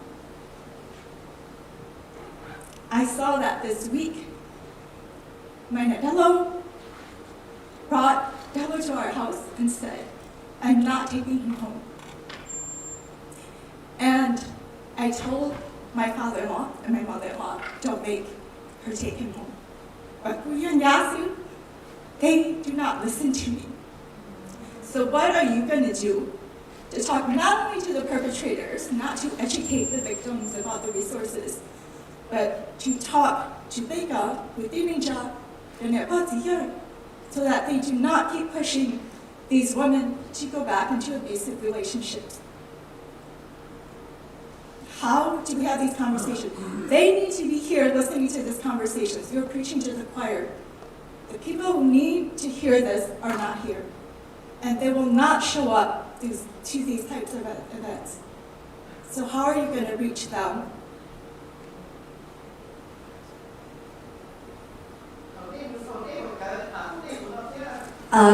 Jason they or Attorney Go Chifu, you want, or maybe Inspector Chino Lee, go ahead. No? Okay. So it's similar to your question about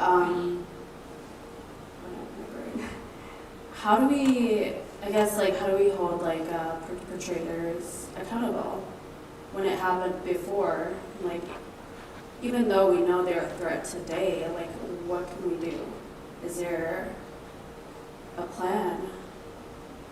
And I know, like, yeah, just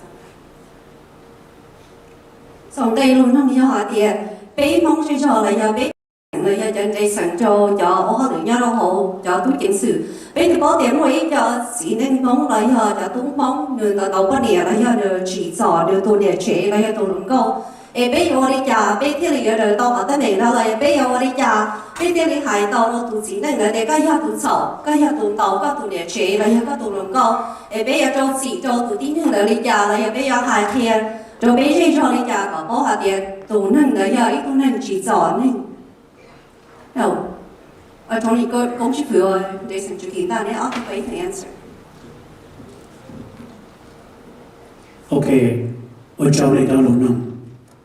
แต่ขอในยิงมัวเราไปก็อีสันเจ้าเกิดแต่สิกูถ่ายเราเราจะก็จะมัวแล้วจะคือตีไปอยากเจนมองเจมองรู้จีจนเจ้าได้อยากจะเจอเทียบว่าได้อยากที่ในหายตึ้งเท่าเลยไปตึ้งเท่าเดิมแต่สิกูสาเราในเฉลี่ยไปเฉลี่ยว่าเชียนใดเราหมดส่งเจ้าเกี่ยวให้เจ้าเดียอีตัวจีนั่ง我呢，只要都能分门，对上呢，我需要摆到，然后到一两个人到半年，得制造半年，不是还都被这人忙到做，都那个年纪，他呢要好多都个医生，我还一老里不大，我都摸呢都还还的，我都摸弄了呢还的呢，对上呢弄到对都，我呢只要不顾路只一步的顾，也得还的。ถ้าฉันสนใจว่าตรงนี้เดี๋ยวไปตัวลูกที่เธอไม่กล้าเนาะไปบอกลงสนใจก็คือชื่อหรือชื่อหนึ่งมองก็จ่อยยงโจโจลูกที่เธอเนาะที่อยากไปต่อว่าจึงยอมมองเนาะไปใช้เจ้าเกี่ยเนาะอีอยากชิดว่าเดี๋ยวตัวจีเนาะจีจ่อตัวเนี่ยบอกเนาะไปเดี๋ยวมั่วตัวเนี่ยเท่าหมูก็ตัวจีเนาะตัวเต่าเลยว่าจะนะไปจีวันเดิมไปสาเดิมวันได้ให้เดียวเหนือตัวก็เลยเอาจีจ่อก็bên qua trẻ có lúc năng chỉnh chúa tận tay ngủ tổ năng lúc xếp bài tao người cho lúc năng nó yên chỉ hậu lên từ cú xá tay ý lò nó đó này cú xá ý lò nó đâu bây giờ nhiệt trẻ bây giờ câu cho mùa cho bao nhiêu mong tay giả cú cho đi cho gì qua thâu lò tay rầu lấy qua tàu la ra tới này là lò đủ mong hay tiền lưu tu chạy xài ta chỉ thanh niên nó bây giờ ý sinh nếu lại chỉ tao nói để đại kỳ bây giờ tao đó là bây giờ bảo lòng cho cái nào mù có chỉ hay bao nhiêu chỉ nên mua trái sĩ chỉ sĩ rồi ya 我需要半年头被切到木个都半年那mua trái ý là都chỉ thế bây giờ mua phần nó kho mù lúcนั้นตอนได้ยอvì cho cái trái chân sư cũng khen này để khó cái chân结果你家了，你对人家的，俺们偷到都几多了，已经为了的，找家了家内俺们得门，这成了过了大的活了，这路能忙好帮家的厉害很多，但是当地被我不弄么，ข้อมูลตัวตุนใช้ก็สมควรนั่งเราก็找家了只么给争吵，都个这能，结果我走了了，被ตุนน้องนี่ตัวนี่จะ给路นี่จะ给ชัวนี่สาก็ไปฉีขอเท่าขอไปเจนึงหมู่个只操保对呀，给是都是多了的这么年纪，我找到可能到了，你除了那只你咋多过一生，被有帮保过的，被我再在要路过一生到等着，头好被只我再在被把到那，但是被到这给到内幕，我找路带要被了呢，头我找到这度呢。我找到这层主题大家天。Before I close here, I want to thank all the panelists again for your time. For coming out and being panelists and speaking on domestic violence here. And once again, I'd like to invite Council Ching Vavu up here. He is the chair for our Family Development Committee for closing remarks. So please give a hand and welcome Council Ching Vavu again to close this event. And I want to thank each and every one of you for taking time out of your important schedule to come here today and to join us. And hopefully in the future, this is something that we can help the community and resolve these issues. So, Councilor Ching Babu, please give me a hand in welcoming him again to the stage. Okay, thank you for all our panels who are here today to share their expertise and what they know and what we can do to heal this community going forward.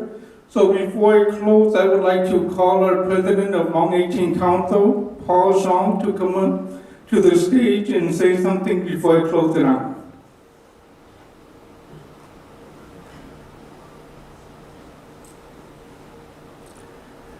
Okay, chào lớp sen tại bây giờ guest panel thiên tại lúc committee thiên tại bây giờ thì chỉ số đời à của mọi mình chỉ hỗ trợ của tàu tại được sang đó là thiên tất cả là của những sẽ này họ cái họ paying gọi là bây giờ này chỉ số đời của này tàu bỏ thiên tàu Venice bỏ là giờ tàu châu cái chỉ cho làm được cái tổ chức tổng cả là cái tổ partner họ nói là những cái concern những cái của ý sách này, của lo lu của thọ hại thì rồi bây giờ nhiệt chế cho chỉ chế số là, bây giờ nhau thì chờ nó tiền này cũng ý là, giờ có bỏ hay tiền có tụ, chỉ cái, yên ổn chỉ cho là giờ bây giờ từ bỏ thì bắt đầu đi cầu hay cho ni hại, đi cầu công chức phụ hại, hay cho ni công chức phụ hại, bây giờ tụ report đó tạm lo, chỉ cái ba tôi tổ chức tôi cả đã lấy tổ thông như họ nói nhau thế trời nó chia hai thì tôi chỉ我赔了tôi nhẹ chứ giờ bị bỏ thì tôi nhẹ我赔了tôi chỉ là bây giờ cái tàu hồ tạm lợi vậy nhau thế trời nó gì bây giờ vào hồ chưa rồi giờ hai thì tôi chỉ我赔了tôi nhẹ bây giờ đó giờ tàu hồ tạm lợi vậy bây bỏ chỉ ta đi ta cái nhẹ chế của hai đứa nàyนี่จะเนี่ยเจอย่าไปกับจีนเองจีมัวเนี่ยไปว่าจีตาวันเองนะนี่จะเนี่ยเจวันนี้จอนี่เจนึงเจนี่นอนตรงนี้ตัวจีนเนาะหมู่วันเองเชียร์เลยอย่างมันพออีเจนึงก็เชียร์ละนี่ยิ่งว่า a lot of sacrifice ตรงนี้บอกอะไรย่อนี่ตัวจีตัวเกิดเนาะจีตรงนี้ละนี่จะตรงเชเกป้าซื้อเรื่องอะไรเนี่ยเนาะปตาบุตรบอกไม่ตัวหมัวละอะไรมัวรู้เอเจนซี่khu đó là có lần chế chế ba là do khu đó bây của Israel bây giờ ba này bởi vì ba tàu giờ bây ba chủ tàu bây giờ hiện nay một tàu resource người ta một ba tàu thứ hai thì là lúc organization đó cái có lời ba này cái tiếng Âu Châu là tụi bỏ ba ta nó cũng là thì là một lúc nhà nó cộng hộ đấy là ba cho nhà nó domestic violence hay cho victim nó họ lấy cái họ dùng là cái thank you giờ có mua kho thế giờ có mua content information mua share được bây của Israel and from now on bây giờ quan trọng này thì giờ là ba lúc community cả bây vợ mình là toàn đây để cho cho nhà bây bỏ cho ta mình đi thì xong ta là nó cho nên chỉ sĩ tuổi lo cho thì lúc mà thì ta là nó mọi cái sự sinh này đấy cú giờ tôi bắt thang của Israel you heard cú yên I feel very painful cú chỉ sao bỏ thế khỏi rồi nó cả hai bên là bây lúc community cú sao cả bây cho nên chỉ số là một tay mình chế kế ba sau hai tiếng một tay mày kể yêu này yêu gì lấy nhau yêu gì thế chứ út tới gì à để rồi ta chịu lấy hô là chỉ lấy rồi nó lấy hô theo thì yêu chơi thì út tới gì theo giờ lên tới bây giờ thì hai tiếng một họ discussion lên hôm nọ hai tiếng giờ họ thấu có một tay mày chế kế ba này theo resources counselor giờ này chỉ yêu cứ yêu thì hai chữ tao là muốn theo counselor để đi cả lo yang chia tạm lo ya tổ tạm mình thì họ violence này ya tổ hồ tạm lo tí thái cho abuser cho nó gọi là nhà nó lấy cho perpetrator nó gọi là sao chỉ tổ tạm mình chỉ được là thì họ nói là sự kiện bên phong quỷ sẽ quỷ encourage bây giờ câu cho mùa cho chỉ chế số số tụ này ya tổ này nó là họ sẽ chơi chúng nó tổ kia tổ chế cái ba này thì quan trọng ta là thank you. All right, thank you for President Paul Sham for making this statement. And I would just like to say that we heard your voices today of our brothers and sisters up on the seat in the balcony. And we just wanted to say that we heard your voices and we wanted to work together with you. This is a healing process. This is the working process. This is something that we initiated and started, and we will be working together with the professionals so that we can create a better future for our families and our children. And I wanted to say thank you for all of you to come here today and to join us today. You all have a good day. Thank you.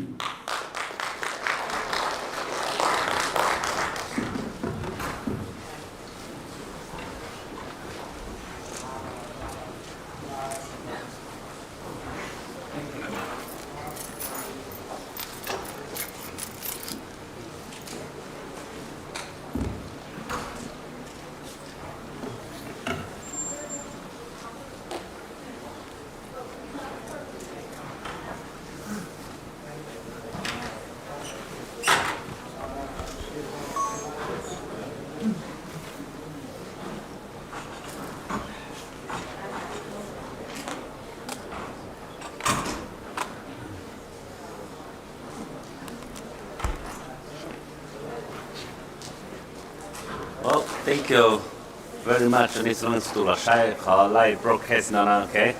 Ở trong đó nó sẽ được chủ trì cái nó cái như rong, cái mà xin chỉ được rồi nè. Thank you. Bye bye.